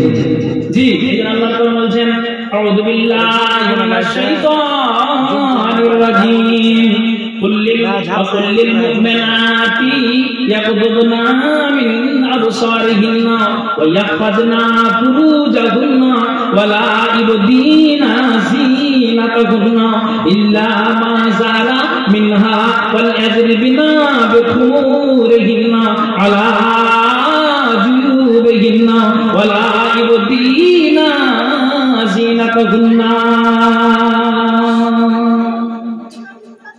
সুবহানাল্লাহ। মা বোন, আমাকে বলতে বলা হয়েছে, এই জন্য বললাম না শুরুতেই যে এই বিষয়টা আমার ছিল না, যে আমি নিয়ত করে এসেছিলাম, তো বিষয়টা আমি কোথাও বলিনি। যাকে এটা আমার ভাগ্য ছিল, বা আমাকে বলালেন, আলহামদুলিল্লাহ। কথা হলো যে গালি শুনেন বা আমরা বলি, কিন্তু আমাদেরকে মাথায় এটাই রাখতে হবে যে আমাদের আমলে পরিণত করতে হবে। একটা হাদিস বলে নিই, তারপরে একটু উদ্দেশ্যের দিকে যাবো। কি হাদিস? অনেক কিন্তু এই ব্যাপারে বলতে 1-1.5 ঘন্টা আরো লেগে যাবে। একটা হাদিস বলে নিই, যদি মা বোনদের কানে উঠে যায়। কি হাদিসটা দেখেন, শুনেন। হাদিসটা বলছি, নবী বলছেন, মা মিন আবদিন মুসলিমিন ফি কুল্লি ইয়ামিন ওয়া লাইলাতিন 12 রাকাতান তাতুয়া গায়রা ফারিজাতিন বানানাহু লাহু বাইতান ফিল জান্নাহ ওয়া বুনিয়া লাহু বাইতান ফিল জান্নাহ। নবী বলছেন, 5 ওয়াক্তের নামাজে যারা দিনে এবং রাতে প্রতিদিন নিয়মিত, যারা 12 রাকাতান যারা নিয়মিত প্রতিদিন 12 রাকাত সুন্নাত আদায় করে দিতে পারবে, আল্লাহ রাসূল বলছেন এই 12 রাকাত সুন্নাতের বিনিময়ে নবীজি আমার বলছেন কিয়ামতের দিন আল্লাহ তাআলা জান্নাতে ঘর বানিয়ে দিবেন। একবার জোরে বলুন সুবহানাল্লাহ। আমরা তো আলেম ওলামার মুখ থেকে বলতে শুনেছি, কালা মান বানা মসজিদান লিয়াযকুরাল্লাহ ফি দুনিয়া লাহু বাইতান ফিল জান্নাহ। নবীজি আমার বলছেন, এরা দুনিয়ার মানুষেরা যে ব্যক্তিটা নিখুঁত টাকা দিয়ে, হালাল টাকা দিয়ে এরা মসজিদকে নির্মাণ করে দিতে পারবে, আল্লাহ তাআলা কিয়ামতের দিন জান্নাতে ঘর বানিয়ে দিবেন। তো নিখুঁত টাকা দিয়ে, হালাল টাকা দিয়ে মসজিদ বানাতে পারবে কে? যাকে আল্লাহ ধন দিয়েছে সে। নিখুঁত টাকা দিয়ে মসজিদ আবাদ করে দিতে পারবে কে? আল্লাহ যাকে মাল দিয়েছে সে। একটা গরিব লোকের দ্বারা দিয়ে মসজিদটা আবাদ করা সম্ভব নয়। নবীজি বলছে, এই গরিব এবং ধনী তোমরা কান খুলে শোনো, যারা দিনে এবং রাতে প্রতিদিন নিয়মিত যারা 12 রাকাত সুন্নাত আদায় করে দিতে পারবে, আল্লাহ রাসূল বলছেন এই 12 রাকাত সুন্নাতের বিনিময়ে নবীজি আমার বলছেন কিয়ামতের দিন আল্লাহ তাআলা জান্নাতে ঘর বানিয়ে দিবেন। একবার আওয়াজ দিয়ে বলুন সুবহানাল্লাহ। কত রাকাত বললাম? কথা বলুন। 12 রাকাত সুন্নাত যদি নিয়মিত 5 ওয়াক্ত নামাজে পড়ে, তাহলে আল্লাহ তাআলা জান্নাতে ঘর বানিয়ে দিবেন। 12 রাকাত সুন্নাত তো দূরের কথা, এক জায়গাতে বাজি ঘুমিয়ে গেছেন নাকি? আচ্ছা, এটা কথা শুনে, এক জায়গাতে একটা লোক 80,000 টাকা নগদ নিয়েছে। কত বললাম বলেন? কথা বলো, 80,000 টাকা নিয়েছে, নিয়েছে বলছে মাওলানা দেখুন দর্শকরা সবাই ইশারা দিচ্ছে যে মাওলানা আপনি আরো কিছু দাবি করেন, আল্লাহ এত ধন দিয়েছে যে দিতে পারবে। তখন আমি বলছি যে ভাই শুনুন শুনুন শুনুন আমার কথা দেখা যায় আসলো, আসার পর বলছি যে ভাই আপনি 80 দিলেন, আল্লাহ আপনাকে ধন মাল দিয়েছে, তা আপনি আর 20,000 টাকা দেন না? তখন বলছেন দান দিয়ে দিলাম। আল্লাহু আকবার। আমি বলছি কত আপনি উদারতা মনের মানুষ গো, যে 80,000 দিলেন আর 20,000 চাইলাম তো আপনি দিয়ে 1 লক্ষ পূরণ করলেন। আল্লাহ আপনাকে ধন দিয়েছে, তার সাথে সাথে আপনাকে মন দিয়েছে। এই কথা শুনছেন, কথা শুনছেন, কথা শুনছেন? তখন ও বেচারা চলে যাচ্ছে, যাওয়ার পরে তখন আমাকে বলছি যে শুনেন একটা কথা বলবো, তো ওর মধ্যে আরো দান নিবে। আমি যে দান নিব না, আমার কথা একটা শুনে যাবে। কারণ আসলে আমি যদি মুসাফা করি তো সালাম মুসাফা করছি করে বলছি ভাই আপনি কত উদারতা মনের মানুষ, 80,000 দিলেন, 20,000 চাইলাম দিয়ে 1 লক্ষ পূরণ করে দিলেন, আল্লাহ আপনাকে ধন দিয়েছে, তার সাথে সাথে মন দিয়েছে।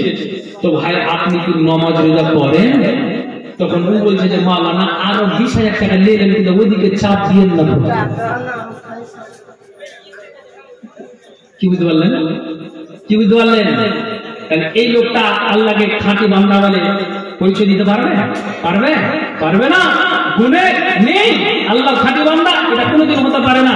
কোটি কোটি দান করে দিলেও কাজে আসবে না। তাহলে গুণে হতে গেলে আপনাকে এই রাখতে হবে। এই জন্য নবী বলছেন 12 রাকাত সুন্নাত আদায় করে দাও। পড়বে কখন তুমি? জোহরের আগে 4 রাকাত পড়ো, পরে তুমি 2 রাকাত পড়ো, 4 আর 2 6 হয়ে গেল। আসরের আগে পরে সুন্নাতে মুআক্কাদা নাই। তবে একটা কথা বলা হয়েছে রাহিমাল্লাহ ইমরান, যে ব্যক্তিরা নিয়মিত কি করে 4 রাকাত সুন্নাত প্রতিদিন আসরের আগে পড়ে, আল্লাহ রাসূল বলছেন এই 4 রাকাত সুন্নাত যারা পড়বে, নবীজি আমার বলছেন 4 রাকাত সুন্নাতের বিনিময়ে আল্লাহ তাআলা ওই ব্যক্তিটাকে রহম করেন, দয়া করেন, মায়া করেন। তবে এটা হলো গায়ের মুআক্কাদা, এটা সুন্নাত মুআক্কাদা নয়। পড়লে রহমত পাবেন, না পড়লে আপনার উপর রহমত আসবে না, গুনাহ আপনার হবে না। নবী আমার বলছেন যদি আসরের আগে প্রতিদিন আযানের পর যদি 4 রাকাত সুন্নাত পড়ে দাও, তাহলে রাসূল বলছেন 4 রাকাত সুন্নাতের বিনিময়ে আল্লাহ তাআলা তোমার প্রতি রহম করবেন। এটা হলো গায়ের মুআক্কাদা। জোহর আগে 4 মুআক্কাদা, পরে হলো 2 মুআক্কাদা, 4 2 6 হলো, মাগরিবের পরে 2 মুআক্কাদা, 6 2 8 হলো, এশারের পরে 2 মুআক্কাদা, তারপরে 10 হলো, এবং ফজরের জামাতের আগে 2, তারপরে 12 রাকাত। এই 12 রাকাত সুন্নাত যারা পড়ে দিতে পারবে, আল্লাহ তাআলা বলেন কিয়ামতের দিন জান্নাত আল্লাহ ঘর বানিয়ে দিবেন। একবার আওয়াজ দিয়ে বলুন সুবহানাল্লাহ। আচ্ছা আমি বিষয় বলতে বলতে হাদিসটা কেন বললাম, আমি তো মহিলার ব্যাপারে আলোচনা করছি, এটাও তো মহিলার ব্যাপার আছে। এই কথাটা আল্লাহ রাসূলের বাড়িওয়ালি উম্মে হাবিবা রাদিয়াল্লাহু তাআলা আনহা উনি কিন্তু শুনতে পেয়েছেন। কি শুনতে পেয়েছেন দেখেন, মনে মনে চিন্তা করছেন আল্লাহ 12 রাকাত সুন্নাত যদি প্রতিদিন পড়ি 5 ওয়াক্তের নামাজে, তাহলে আল্লাহ তাআলা আমাকে জান্নাতের ঘর বানিয়ে দিবেন। তো 12 রাকাত সুন্নাত তো দূরের কথা, আমাদের গ্রামের একটা লোক কইছে যে এবার हम যে কতটি রোজা ছাড়বো তা আল্লাহ জানে, हम জানি। আমি কেন হ্যাঁ যে 5টা রোজা গতবার করেছি 20 উঠা আছে, আমি সহ্য করব।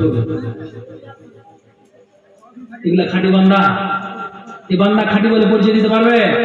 পারবে না। আবার এখন থেকে নিয়ত যে আমি কতটি রোজা ছাড়বো আল্লাহ জানে, আল্লাহ তো জানে, আল্লাহ তো জানে যে তুই এবার তোর হালটা কি হবে।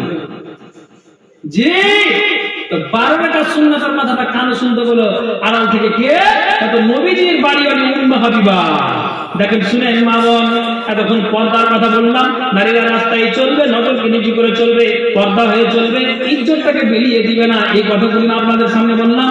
উম্মে হাবিবা বলছে আল্লাহ রে, আমি আমার স্বামীর মুখ থেকে শুনতে পেলাম যদি নিয়মিত প্রতিদিন 12 রাকাত সুন্নাত আদায় করা যায়, তাহলে আল্লাহ তাআলা কিয়ামতের দিন জান্নাতে ঘর বানিয়ে দিবেন। তো উম্মে হাবিবা বলছেন আল্লাহর কসম, ইয়া আল্লাহ তুমি আমাকে যতদিন বাঁচিয়ে রাখবে, তুমি আমার শরীরটাকে ভালো রাখো, তুমি আমার শরীরটাকে সুস্থ রাখো, তুমি আল্লাহ শরীরটাকে আমার ভালো রাখো, আল্লাহ তুমি আমার শরীরকে অসুখ দিও না, বালাবসর দূরে রাখো।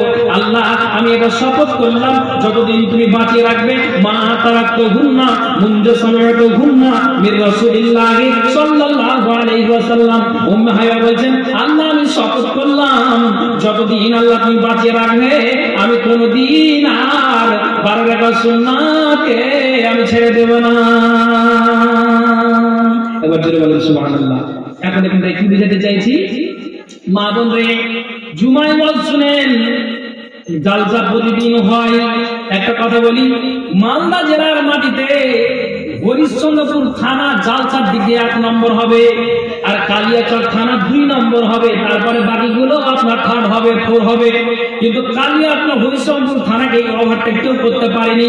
মা বোন, প্রতিদিন জালসা হয়, তারপরে বড় বড় সেমিনার হয়, সম্মেলন হয়, ভরি ভরি জালসা শুনি, ভরি ভরি বক্তব্য শুনি, জালসা হয়, সেমিনার হয়। জুমায় সাপ্তাহিক আমরা খুতবা শুনি। তাহলে 1000 দিন খুতবা শুনেও, প্রতিদিন জালসা শুনেও কেন আমার দিন পরিবর্তন হচ্ছে না? উম্মে হাবিবা একবার শোনার পরে দিনকে গেঁথে নিল যে আমি কোনদিন 12 রাকাত সুন্নাতকে ছেড়ে দেব না। একবার শোনার পরে যদি মনটা আলাদা হয়ে যায়, তাহলে মা বোন, আপনাকে কতদিন বলার পরে আপনি পর্দা হয়ে চলবেন? আশা করি আপনারা বুঝতে পেরেছেন ভাইজান, আশা করি বুঝতে পেরেছেন। কেন বলছি এটা কথা?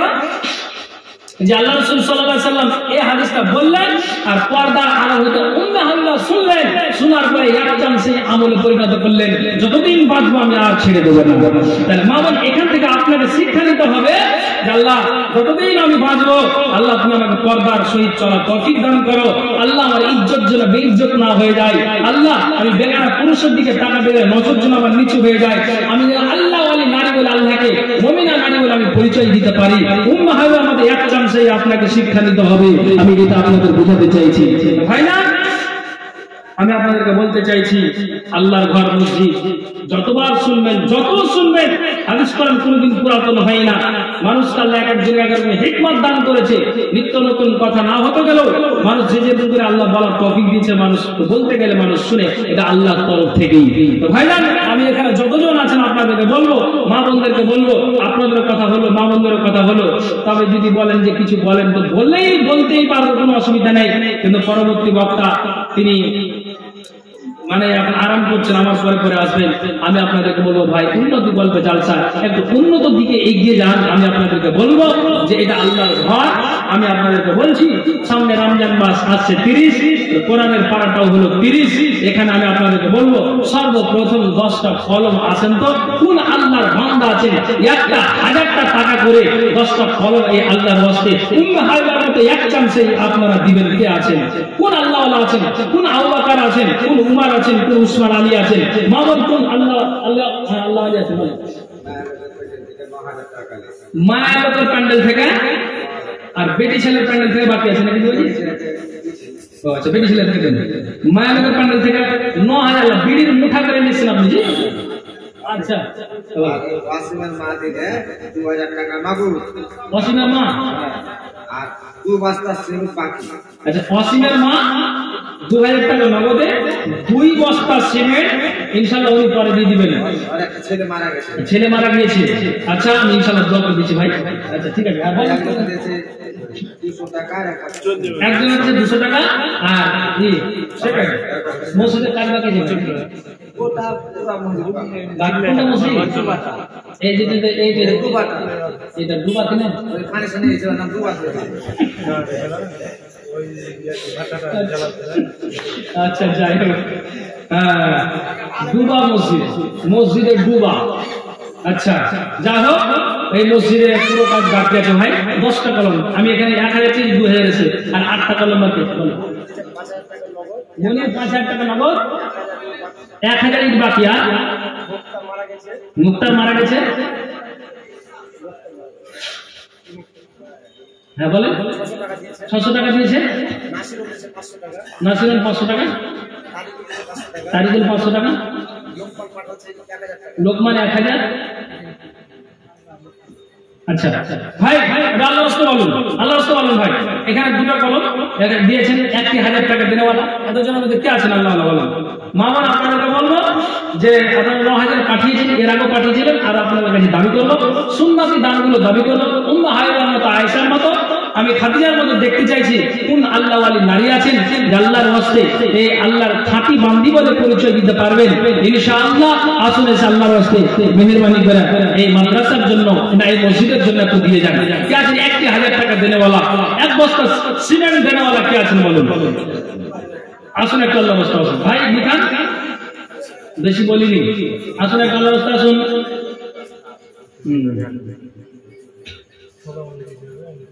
বলো একটা রাস্তা সিমেন্ট দিয়ে হোক আপনার 1000 টাকা।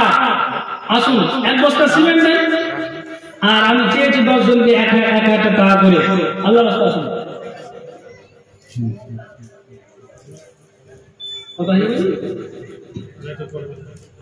আপনাকে দেখাই লাগে দান কম ধরে দেবো।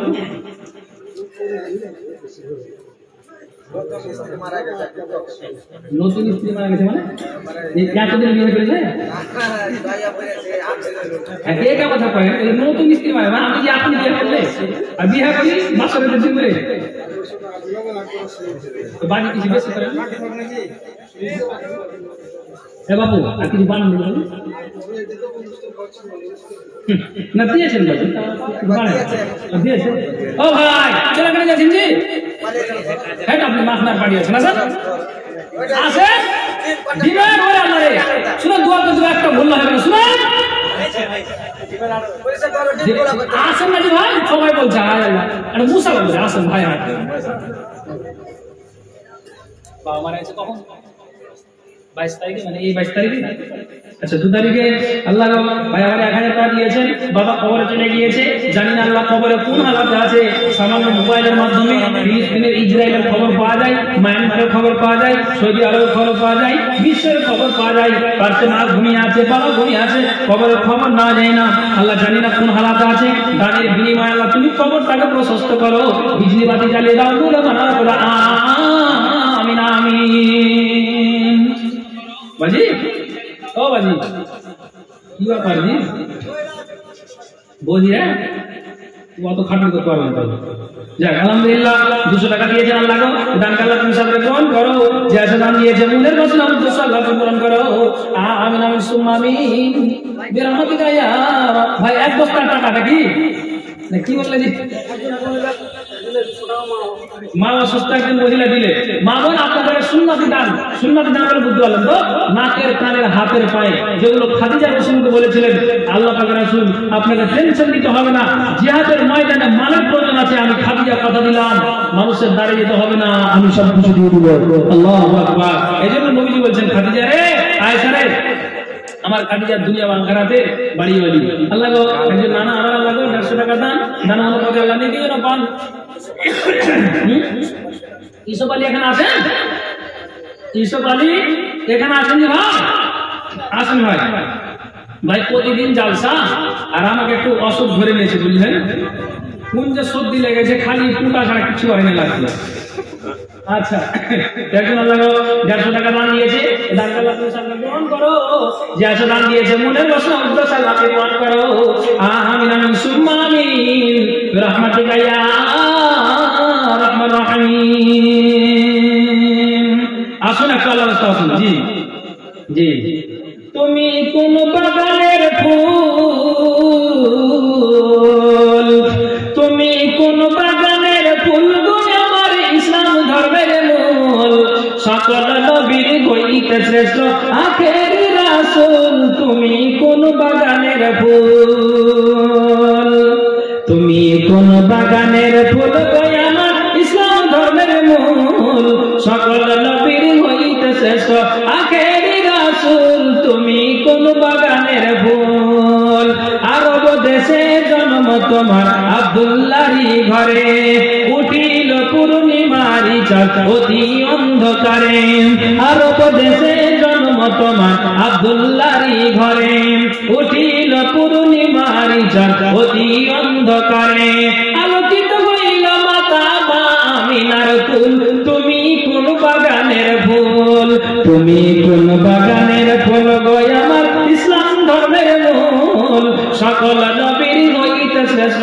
আখেরি রাসূল তুমি কোন বাগানের ফুল দো জাহানের বাদশা নবী পাইয়া সুখবর নূর ফেরেশতা আসলেন ভাবে মা আমিনার ঘর দো জাহানের বাদশা নবী পাইয়া সুখবর নূর ফেরেশতা আসলেন ভাবে মা আমিনার ঘর মা আমিনা ধন্য হলেন মুহাম্মদ রাসূল তুমি কোন বাগানের ফুল তুমি কোন বাগানের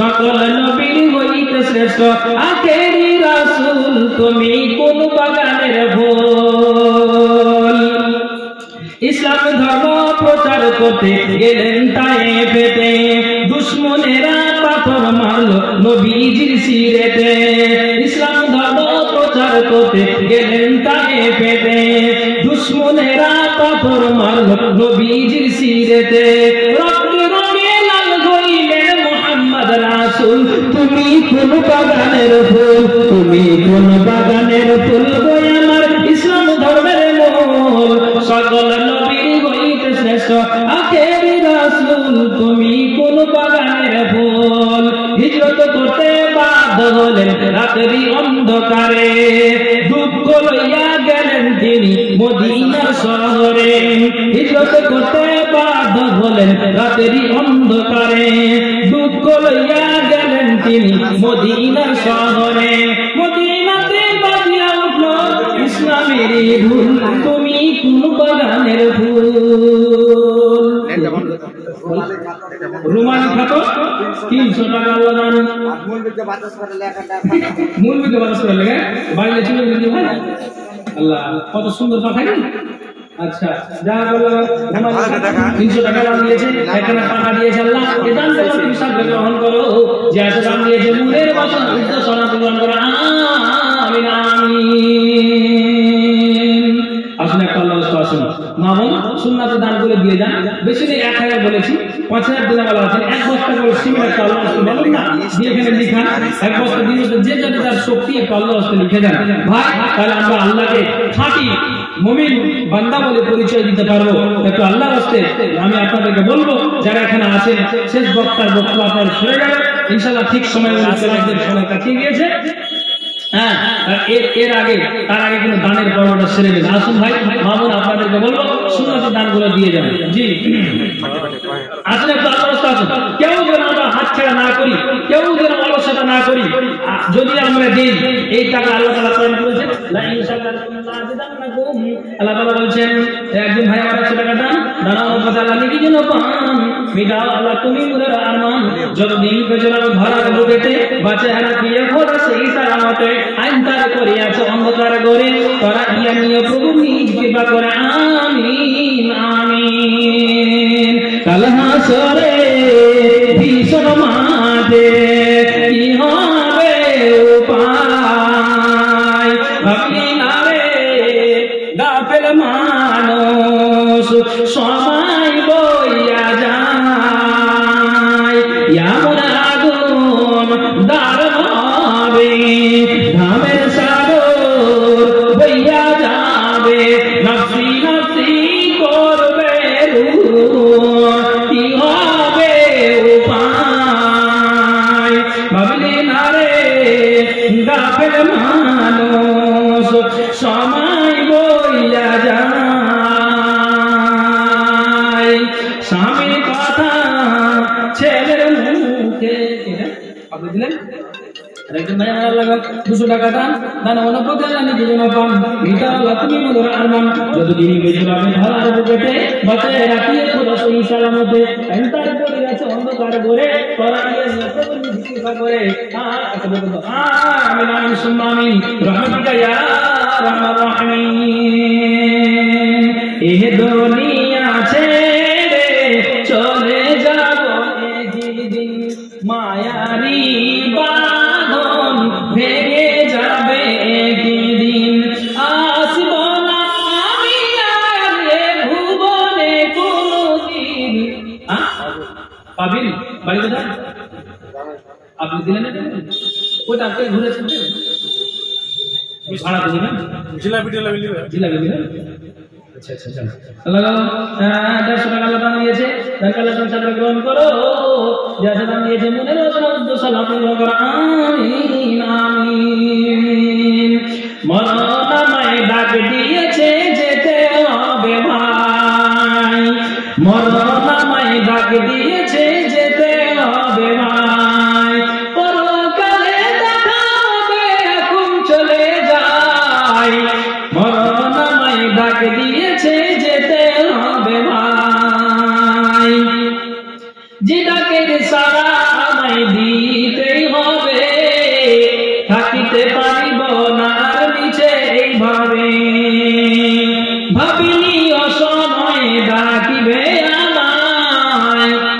করিনি ঈমান আমল কি হবে উপায়, যে ডাকের সাড়া আমায় দিতে হবে, থাকিতে পারিব না নিচে এইভাবে, ভাবিনি অসময় ডাকিবে আমায়, করিনি ঈমান আমল কি হয়। কে বললেন ভাই আপনি? আচ্ছা কত আছে না 1100 400 1500 বুঝুন কি কাজ করেন? সার্ভিস বলে ছোট মোটো নাম বলে 1100 চলবে কি সার্ভিস তাহলে কয় না চলব না কি সার্ভিস আছে দাদা? কোন যে চাকরি দিয়েছে সরকারি? আচ্ছা ওই যে না ওই যে একজন তো বলছে যে বিয়ে শাদী করার জন্য তো খুব লাফাচ্ছি, তো কিছু মানে কাজ কাম শিখেছিস? ওই যে আমি শিখেছি, আমি চাকরিতে পেয়ে গেছি, ওই চাকরিতে স্যালারি কত রে? ওই যে অন্তত 200 টাকা বছর। কি করে? আচ্ছা তো ভাইজান একজন আল্লাহ 1100 একজন 100 টাকা দান দান পাঠালেন নাকি যেন পান বিদা আল্লাহ তোমার আরমান আমিন সুন্নাহ আমিন বিরহমাতিকা ইয়া আরহামার রাহিমিন। মা আমিনার কোলে, মা আমিনার কোলে ওই কে বাবুই সারে দোল তোলা দোলে মুখে তো হাসি রে, দোল তোলা দোল এখানে না ভাই মায়া মারা লাগাও 50 টাকা দান দান অনেক কথা আল্লাহ নাকি যেন পান বিদা আল্লাহ তুমি মুনার আরমান, যতদিন বেঁচে রবে ধারার বুকেতে বাঁচায় রাখিয়ে পুরো সহি সালামতে, আইন তার করিয়াছে অন্ধকার ঘরে তোরা ইয়ে নিয়ে প্রভু নিজ কৃপা করে আমিন আমিন।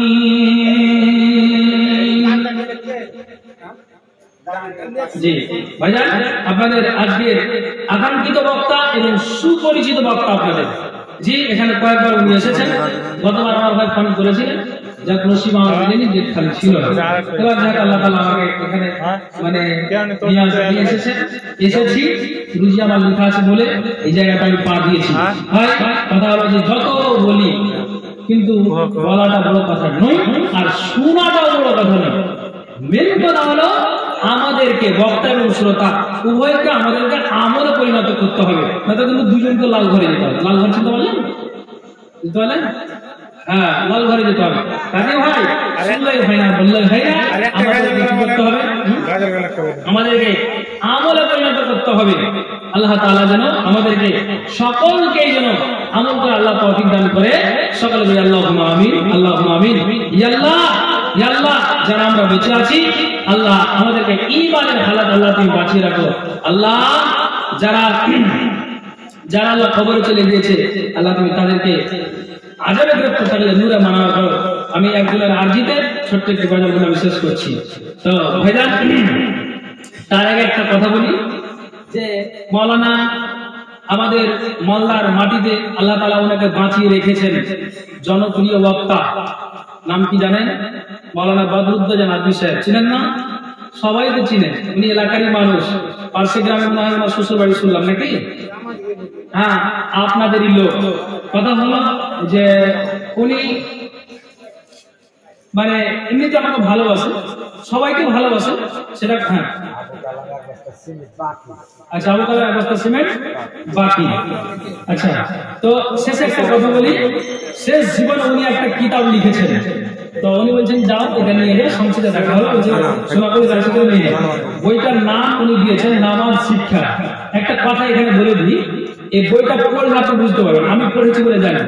কিছু কিছু দোয়া আছে নামাজের পর যে এই দোয়াগুলো বললে আল্লাহ কবুল করেন। এক কিছু কিছু দোয়া আছে এবং সূরা আছে যে সূরাগুলো নামাজে পড়লে এর ফজিলত পাওয়া যায়, এর গুণ পাওয়া যায়, এর সব আছে, নেকি আছে।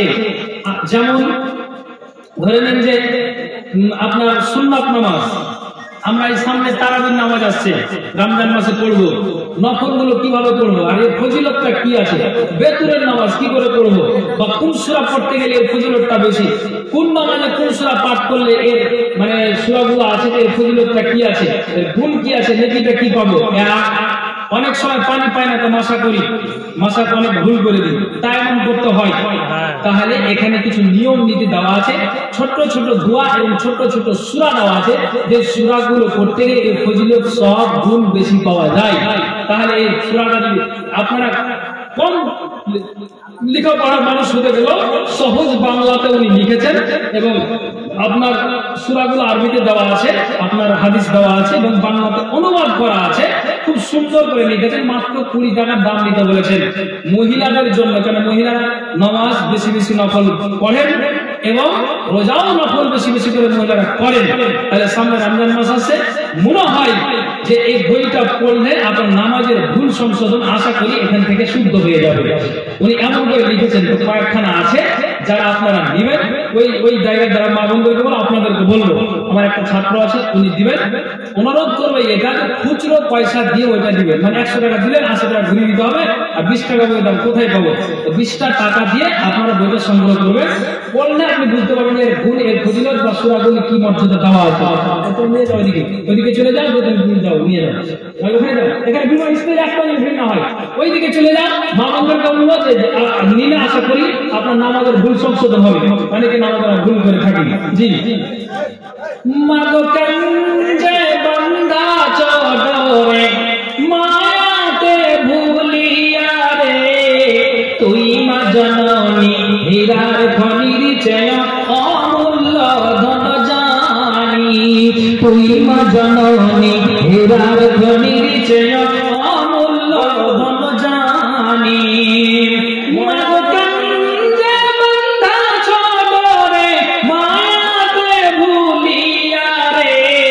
তুই মা জননী হীরার খনির চেয়ে অমূল্য ধন জানি, তুই মা জননী হীরার খনির চেয়ে অমূল্য ধন জানি। মাগো তোরে ছায়াতে বসলে আমি পাই খুঁজে আসানি রে, তুই মা জননী হীরার খনির চেয়ে অমূল্য ধন জানি, তুই মা জননী হীরার খনির চেয়ে অমূল্য ধন জানি। মাগো তোরে আসাতে বসলে আমি পাই খুঁজে আসানি রে, তুই মা জননী হীরার খনির চেয়ে অমূল্য ধন জানি, তুই মা জননী হীরার খনির চেয়ে অমূল্য ধন জানি। এপারে অশান্তি মাগো অতি ওপারে ভাবকুতি, ও ভাবকুতি সকল ব্যথা ভুলাই রে তোর মুখের ওই নামি রে, তুই মা জননী হীরার খনির চেয়ে অমূল্য ধন জানি, তুই মা জননী হীরার খনির চেয়ে অমূল্য ধন জানি। তুই গেলে মায়া যাবো, ও মায়া কেমনে রইব, আমার রইব এই কথাটি ভাবতে গেলে, এই কথাটি ভাবতে গেলে চোখে আসে পানি রে, তুই মা জননী হীরার খনির চেয়ে অমূল্য ধন জানি, তুই মা জননী হীরার খনির চেয়ে অমূল্য ধন জানি, তুই মা জননী হীরার খনির চেয়ে অমূল্য ধন জানি। ভাইজান ভালো থাকেন, সুখে থাকেন, আর আগে বাড়ছি না। অনেক কিছু দিলেন, বা হয়তো প্রধান বক্তার হাতে দেওয়ার জন্য হয়তো কিছু টাকা রাখলেন, তো ভালো নিয়ে বসে আছেন, ইনশাল্লাহ দিবেন, ওনার হাতে দোয়া নেবেন। হ্যাঁ তো ভাই আমি আর আগে কিছু বলছেন নাকি? আচ্ছা আচ্ছা, তো দেখো এই বলে আমি আমার বক্তব্য ইতি করছি। ভালো থাকেন, সুখে থাকেন, আর মা বোন যারা নিবেন যে রাস্তার ধারে বইটা বিক্রি হচ্ছে ওখান থেকে নিবেন, ইনশাল্লাহ সবাই জ্ঞান পাবেন। আসসালামু আলাইকুম ওয়া রাহমাতুল্লাহি ওয়া বারাকাতুহু।